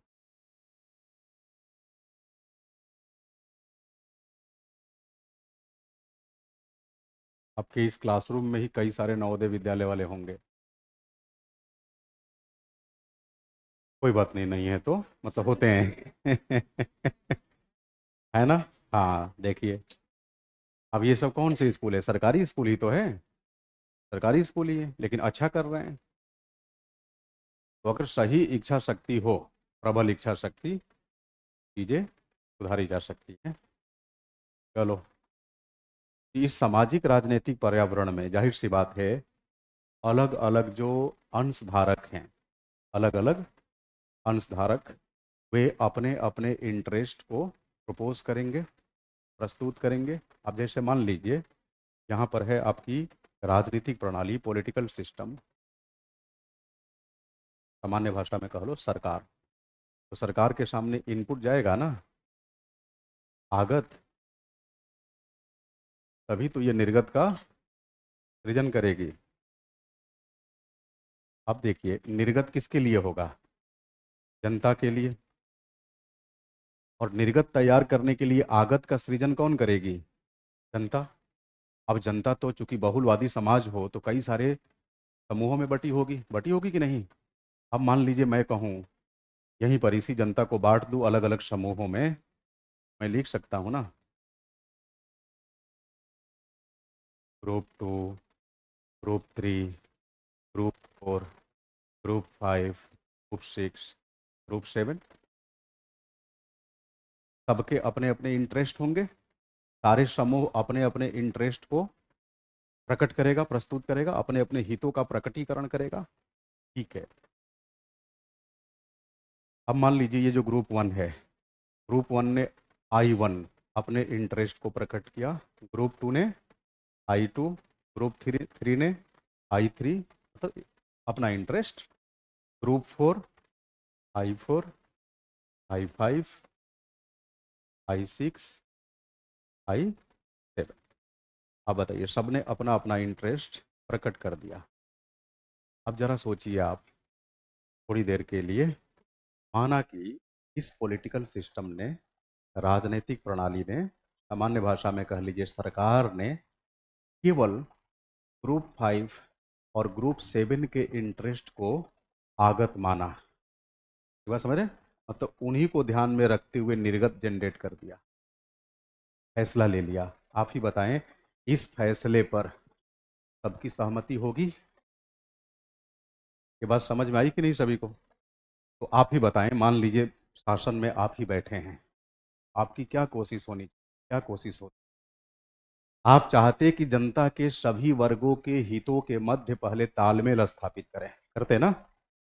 और जितने हित उभयनिष्ठ हित बनकर निकलते कॉमन, उनको तो हर हाल में आप आगत के रूप में स्वीकार करते और फिर उन्हीं की बुनियाद पर निर्गत जनरेट करते। आपको नहीं लगता कि उस निर्गत के प्रति जनता की अधिक सहमति दिखती? इसी को कहते हैं सहमति। यानी शासन तंत्र जब भी कोई निर्णय ले, हर प्रकार के अंशधारकों की चिंताओं तथा हितों का ध्यान रखें और जनता के सभी वर्गों की चिंताओं व हितों को ध्यान में रखते हुए, है ना, कार्य करे। अगर ऐसा कार्य करेगी, इसकी बुनियाद पर कार्य करेगी, जनता के सभी वर्गों के हितों में समन्वय व तालमेल स्थापित करते हुए शासनिक व्यवस्था का संचालन करेगी, तो जाहिर सी बात है शासन के प्रति सहमति मूलकता की डिग्री बढ़ेगी। ऐसा शासन सुशासन का। ईमानदारी से बताइए, समझ गए कि नहीं? देख लीजिए, नहीं थोड़ी देर में ही भूल जाएंगे। हाँ, लिख लेंगे तो फटाफट रिवाइज कर डालेंगे। अच्छा, केवल प्रवचन सुन रहे थे कि इसको भी कॉपी किए बोर्ड वर्क? हाँ, इसको फॉलो करते चलिए साथ साथ, है ना? हाँ, क्योंकि देखो जी, एक बात मैं बिल्कुल खुल्लम खुला बोल दे रहा हूँ आपको। भले कहने को 3-4 यूनिट है आपकी गवर्नेंस की, लेकिन इसके लिए कंटेंट ढूंढेंगे ना मार्केट में, तो मोटी मोटी पब्लिक एड और पॉलिटिकल साइंस की किताबें खरीदनी पड़ेगी। वो भी कोई एक पार्टिकुलर किताब नहीं है। हाँ, बहुत हद तक आपके सिलेबस को अपने अंदर कवरअप की हुई एक किताब है, जिसका नाम मैं अक्सर लेता हूं, आपको बताया भी हूं, एम लक्ष्मीकांत वॉल्यूम 2। तो मिला जुला कर थोड़ी मोड़ी मदद आपको वही किताब करेगी, और कोई नहीं करेगी। और ये भी आप सोचेंगे कि लक्ष्मीकांत को पढ़ लेंगे तो क्लास की बहुत ज़रूरत नहीं है। आपको बताऊं, इस क्लास के अंदर लक्ष्मीकांत की किताब डूब जाएगी। डूब जाएगी मतलब समझ रहे हो? हाँ, तो इसलिए बहुत उछलने की भी ज़रूरत नहीं है। किताब पढ़ लेंगे, देखेंगे, कुछ नहीं। एक बार समय समाप्त हो जाएगा, आपको लगता है कि इसी क्लास में दोबारा आपको अनुमति मिलेगी? लाइफ टाइम मेंबरशिप नहीं है ना? सोचो। तो एक बार क्लास कर रहे हैं, ढंग से करके निकल लीजिए, है ना? कभी कोई दिक्कत नहीं आएगी। ठीक है, ये सोचेंगे कि चलो भाई फलानवा का नोट्स ले लेंगे, चिलनवा का नोट्स ले लेंगे, कुछ नहीं होगा उससे। सब बर्बाद है, खाना पूर्ति।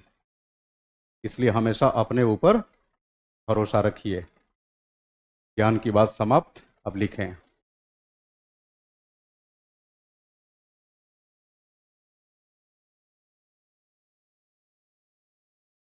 चाय पिला दे तो मजा आ जाए।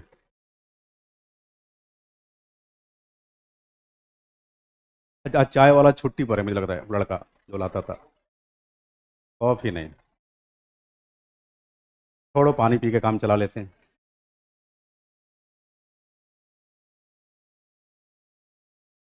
Yes please. शासन तंत्र को, शासन तंत्र को, शासन तंत्र को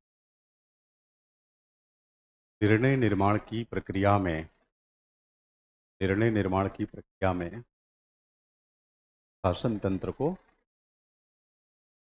निर्णय निर्माण की प्रक्रिया में जनता के सभी वर्गों के, जनता के सभी वर्गों के हितों के मध्य, हितों के मध्य, हितों के मध्य समन्वय, समन्वय, हितों के मध्य समन्वय तथा तालमेल स्थापित करते हुए, तालमेल स्थापित करते हुए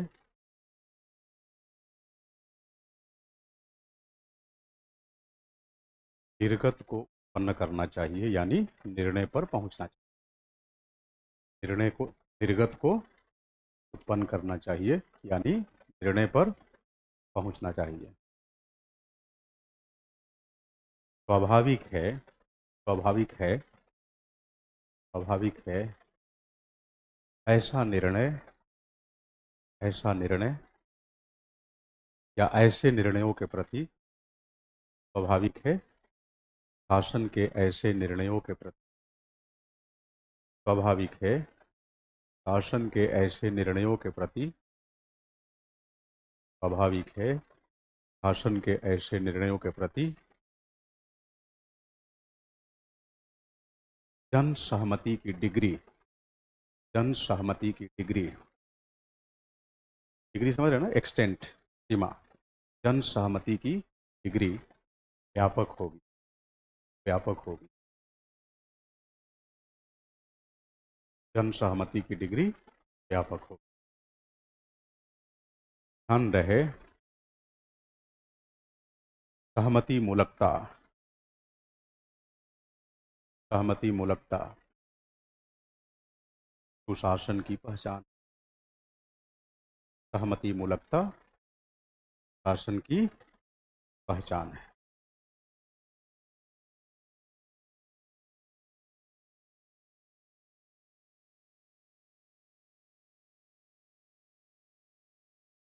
समानता एवं समावेशिता, बहुत सिंपल है ये।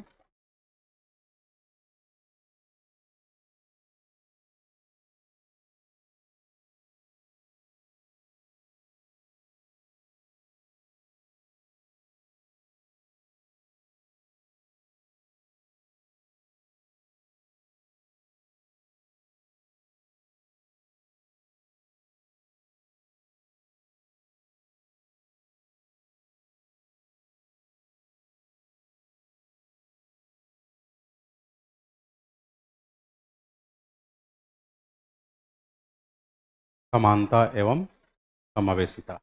अब देखिए, यहाँ है आपकी राजनैतिक प्रणाली, है ना, पॉलिटिकल सिस्टम, जिसको आप शासन तंत्र कह सकते हैं, सरकार कह सकते हैं। यहाँ है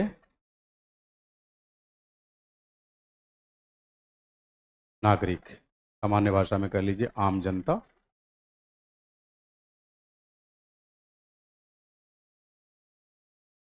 देखिए, अगर शासन तंत्र की नज़र में जनता के सभी वर्ग एक समान हैं, पहली बात।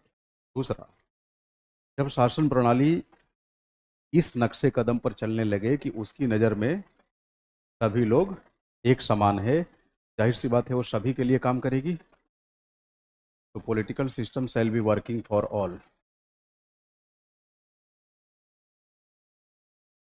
सभी के लिए समान रूप से कार्य करेगी। मतलब निर्गत निर्माण के दौरान जनता के सभी वर्गों के हितों का ध्यान रखेगी, समान रूप से कार्य करेगी।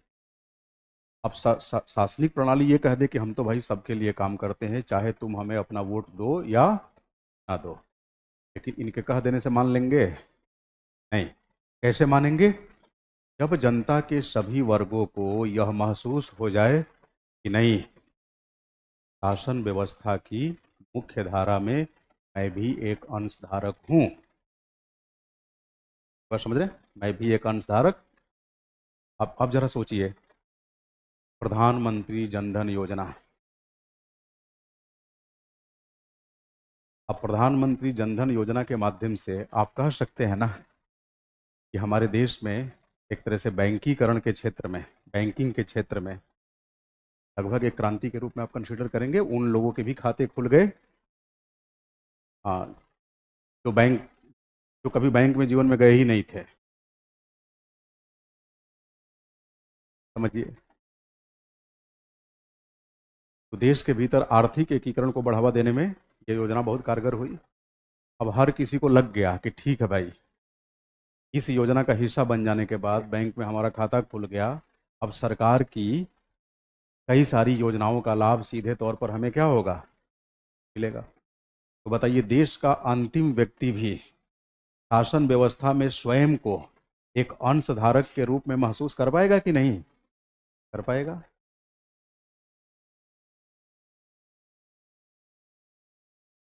इसलिए कहा जाता है कि हमेशा आपको अपनी मांगे रखनी पड़ेगी। कोई नहीं, थैंक यू।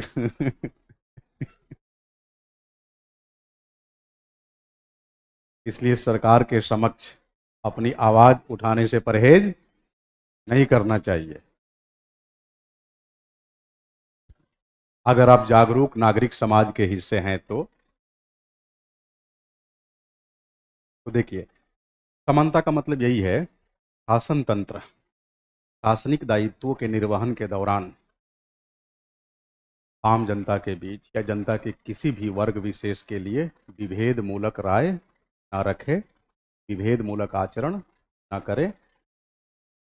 शासनिक व्यवस्था अपने दायित्वों के निर्वहन के दौरान कुछ इस तरह का आचरण करे, जनता के सभी वर्गों को यह महसूस हो सके कि हम भी एक अंशधारक हैं, हम मुख्य धारा से बाहर। तो इसी को क्या बोलते हैं? समानता एवं समावेशिता। देखिए, समानता की अवधारणा शासन प्रणाली के एंड से, समावेशिता की अवधारणा जनता के एंड से। देखता हूं,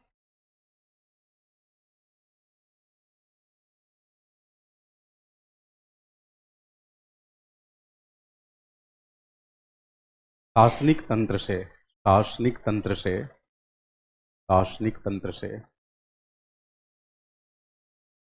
यह अपेक्षा की जाती है, दार्शनिक तंत्र से यह अपेक्षा की जाती है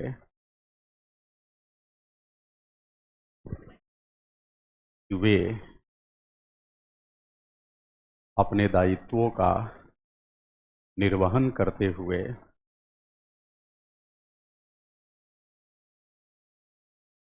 वे अपने दायित्वों का निर्वहन करते हुए जनता के सभी वर्गों के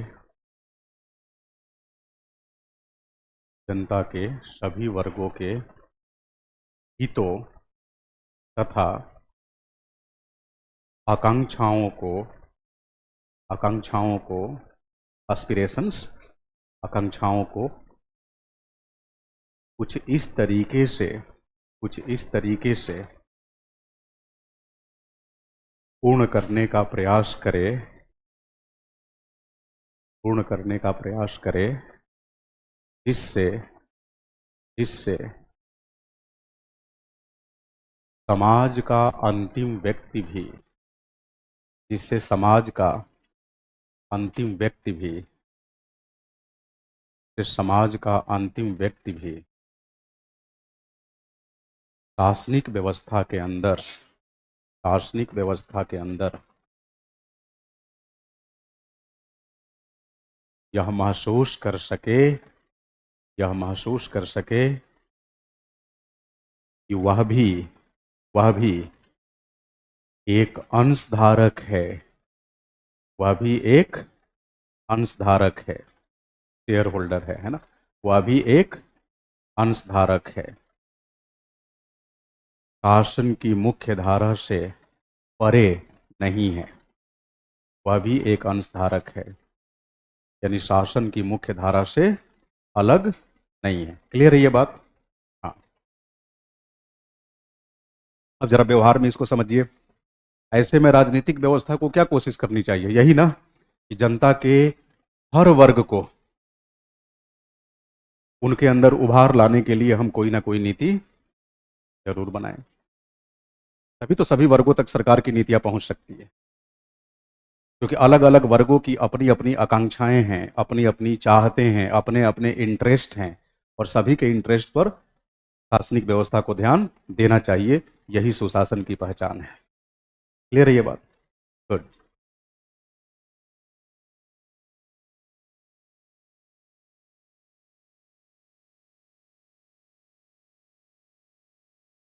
अच्छा, अब रह गया प्रभाविकता तथा दक्षता।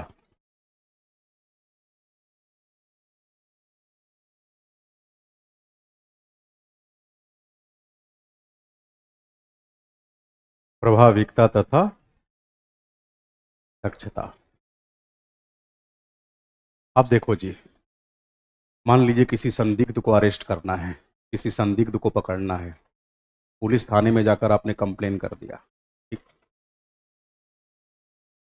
अब मान लीजिए पोलिसिंग के अंदर अगर टेक्नोलॉजी के प्रयोग को बढ़ावा दिया जा चुका है, तो आपको नहीं लगता कि संदिग्ध को पकड़ना पहले की तुलना में आसान हो चुका है? आप उसके मोबाइल के माध्यम से उसको ट्रेस कर सकते हैं। अब ये सारी जो गवर्नेंस के फील्ड में टेक्नोलॉजिकल इनकारपोरेशन कहीं ना कहीं गवर्नेंस को इफेक्टिव बना दिया है। गवर्नेंस का दायित्व तो निभाने वाली संस्थाओं को पहले की तुलना में और अधिक इफेक्टिव बनाया है। इसका सीधा सीधा लाभ देखेंगे आप इंटेलिजेंस सेक्टर में, आसूचना क्षेत्र में। आसूचना तंत्र, हमारा जो आसूचना तंत्र है, पहले की तुलना में बहुत अधिक परिष्कृत हो रखा है और उसमें टेक्नोलॉजी की बड़ी भूमिका है। तो अगर मान लीजिए कि शासन को संचालित करने वाली संस्थाओं को हम टेक्नोलॉजिकली वेल इक्विप्ड बना दें, मेरा सीधा इशारा, अगर हम गवर्निंग प्रैक्टिसेस में ई गवर्निंग डिवाइसेस का प्रयोग करने लगे, ई शासन से जुड़े हुए संयंत्रों का प्रयोग करने लगे, जैसे वाइड एरिया नेटवर्क हो गया, मोबाइल कंप्यूटिंग हो गई, अगर इन सब को हम शामिल कर लें, तो आपको नहीं लगता कि शासन संचालन की संस्थाएं अधिक प्रभावी निर्णय लेंगी, उनकी कार्यकुशलता बढ़ जाएगी? चलो, एक बात तो ये हो गई। दक्षता। दक्षता का मतलब सीधा है कि मान लीजिए कि शासन तंत्र ने लोगों के उत्थान के लिए निर्णय लिया, वह निर्णय लोगों के हित में साबित भी हुआ, लेकिन समस्या यह है कि तात्कालिक हितों को तो आपने पूरा कर दिया, संभव है भविष्य की आपने चिंता नहीं की। अब जैसे मान लीजिए कि हमें सभी लोगों को, खास करके मान लीजिए जंगल के आसपास रहने वाले जो जनजाति वर्ग है, सपोज सरकार ने ठान लिया कि हम सभी को पक्का आवास देंगे,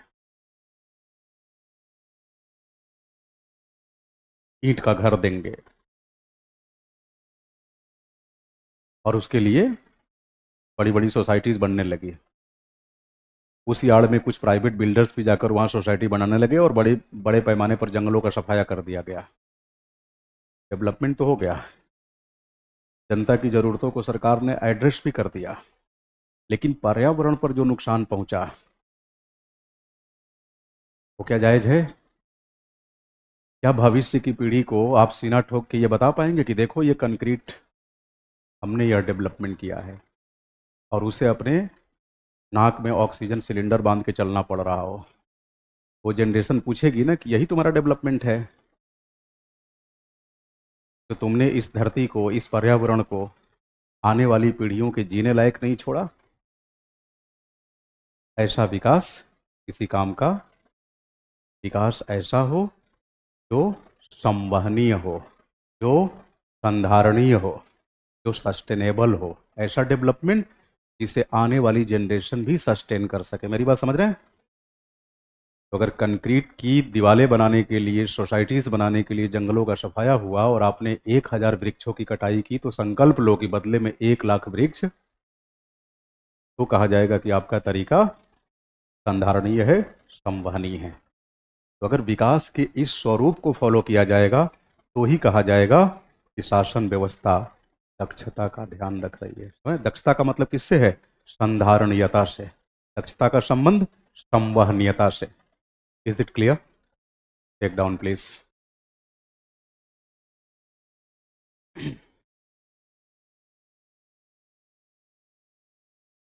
शासन तंत्र से तथा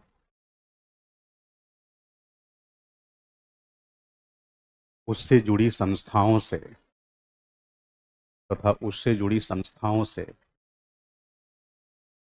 यह अपेक्षा की जाती है, कि बदलती परिस्थितियों में बदलती परिस्थितियों में बदलती परिस्थितियों में क्षमता उन्नयन हेतु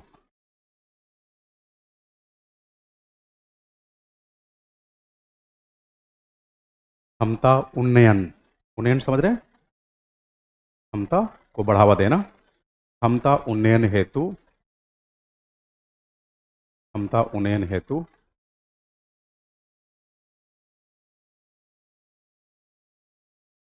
आधुनिक तंत्रों का, जैसे जैसे तकनीकी साधनों का प्रयोग करें, प्रयोग करें तथा कम समय में, कम समय में प्रभावी परिणाम, कम समय में प्रभावी परिणाम देने की कोशिश करें।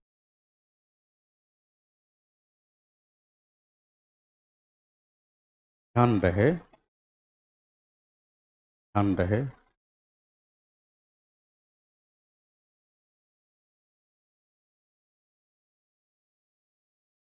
शासनिक तंत्र को,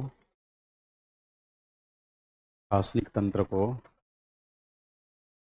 शासन व्यवस्था का संचालन करते हुए,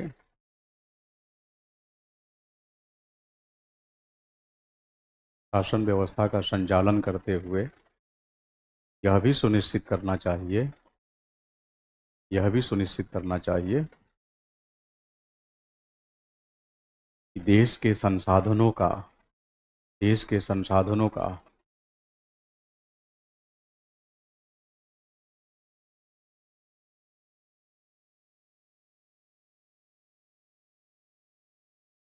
संधारणीय नियोजन हो। कैसा नियोजन हो? संधारणीय। समझ रहे हैं ना इसका मतलब? हाँ, क्योंकि शासन क्या है, एक प्रकार का नियोजन ही तो है। हाँ, तो देश के संसाधनों का संवहनीय अथवा संधारणीय नियोजन हो। क्लियर है ना? हाँ, अब मुझे लगता है कि 7 पैरामीटर्स तो हम लोग पढ़ लिए, 8वां रह गया। कौन सा? उत्तरदायित्व, अकाउंटेबिलिटी।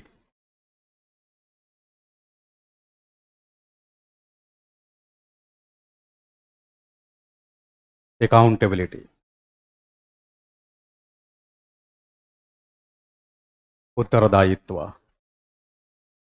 ध्यान रखिएगा, उत्तरदायित्व की जो बुनियाद होती है वो 2 मानकों पर टिकी होती है, 2 मानकों पर।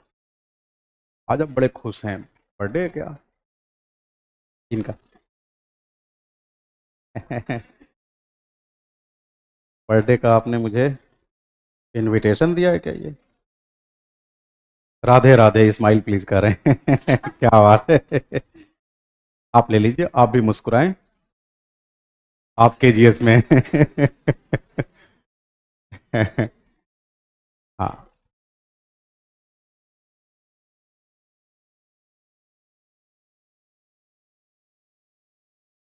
देखो जी, उत्तरदायित्व की जो धरातल है वो जिस कंक्रीट से मिलकर बनी होती है उसका नाम क्या है?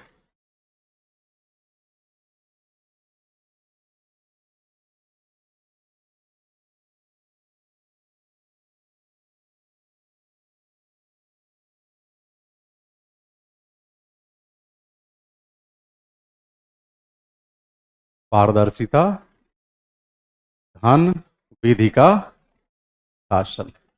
इसी बुनियाद पर उत्तरदायित्व का सृजन होता है। यानी शासन तंत्र उत्तरदायी शासन कब दे पाएगा? तब दे पाएगा जब पारदर्शिता का पूरा ध्यान रखेगा और विधि के शासन की अवधारणा का। अब मुझे नहीं लगता कि आपको फिर से पारदर्शिता और विधि का शासन समझाने की, क्लियर ये बात? फिर भी लिख लीजिए। पहली बात तो यही पॉइंट लिख लीजिए, उत्तरदायित्व की बुनियाद, उत्तरदायित्व की बुनियाद पारदर्शिता व,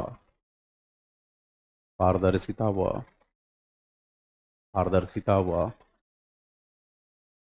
विधि के शासन की संकल्पना पर टिकी होती है।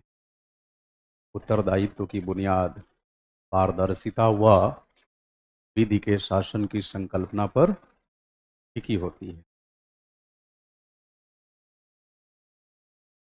पारदर्शिता व विधि के शासन की संकल्पना पर फीकी होती है।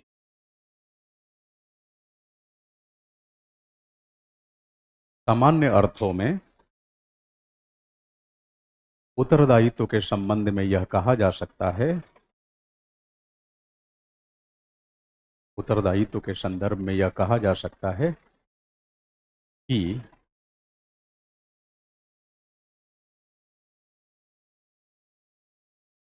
शासन के निर्गत द्वारा, समझ रहे हैं, शासन के निर्गत द्वारा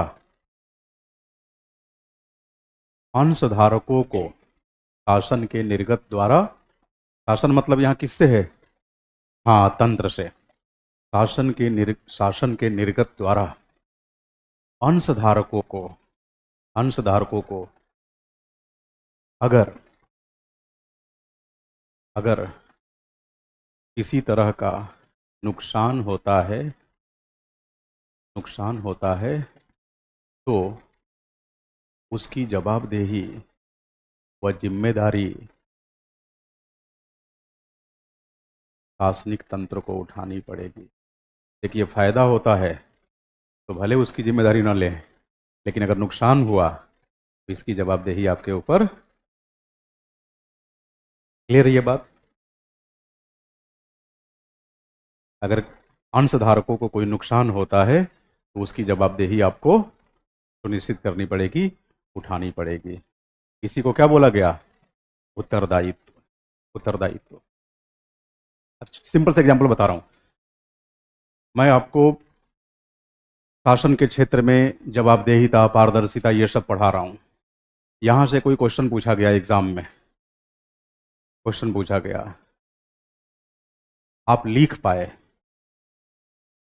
तो आप आसानी से इसका उत्तर दे पाए, इसके लिए मैं अपनी पीठ नहीं थपथपा सकता। लेकिन अगर आप उत्तर नहीं लिख पाए तो पीठ नहीं थपथपा पाऊंगा।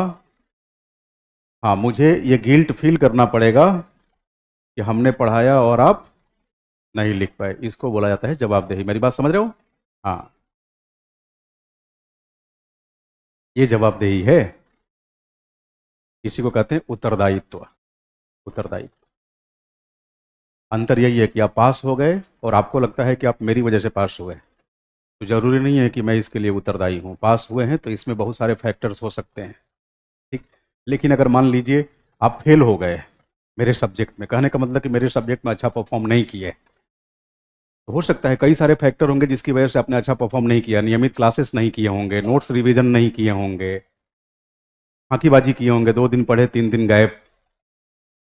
बावजूद इसके मेरी जवाबदेही बनती है कि शायद मैं आपको जिस तरीके से पढ़ाना चाहिए था नहीं पढ़ा पाया, इसलिए आप अंडर परफॉर्मेंस का शिकार हो गए। इसको बोला गया अकाउंटेबिलिटी। समझ रहे हैं मेरी बात? हाँ, accountability is not a subject matter of पीठ थपथपाना। अकाउंटेबिलिटी का मतलब कि सामने से आकर आपको जिम्मेदारी लेनी पड़ेगी। यहाँ हो सकता है हमसे कोई कमी रह गई, है ना। इससे आपको नहीं लगता कि इससे जवाबदेहिता का बोध होता है कि शासनिक तंत्र जनता के सामने यह प्रकट करने की कोशिश करती है कि माना कि अभी कुछ चूक रह गई, अगली बार इस चूक को, ऐसे शासन को क्या बोलेंगे? हाँ, सुशासन। अब तो सुशासन के संदर्भ में एक अच्छी खासी आपकी समझ विकसित हो गई होगी। अगला हेडिंग डालिए, बैरियर्स ऑफ गुड गवर्नेंस। सुशासन के क्षेत्र में बाधाएं या सुशासन के मार्ग में बाधाएं। सुशासन के मार्ग में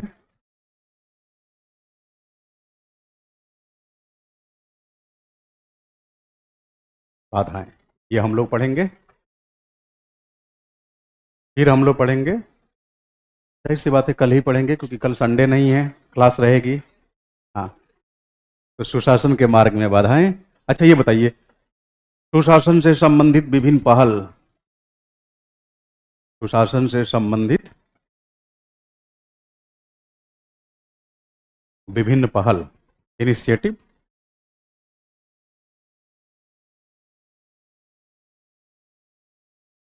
सुशासन से संबंधित विभिन्न पहल।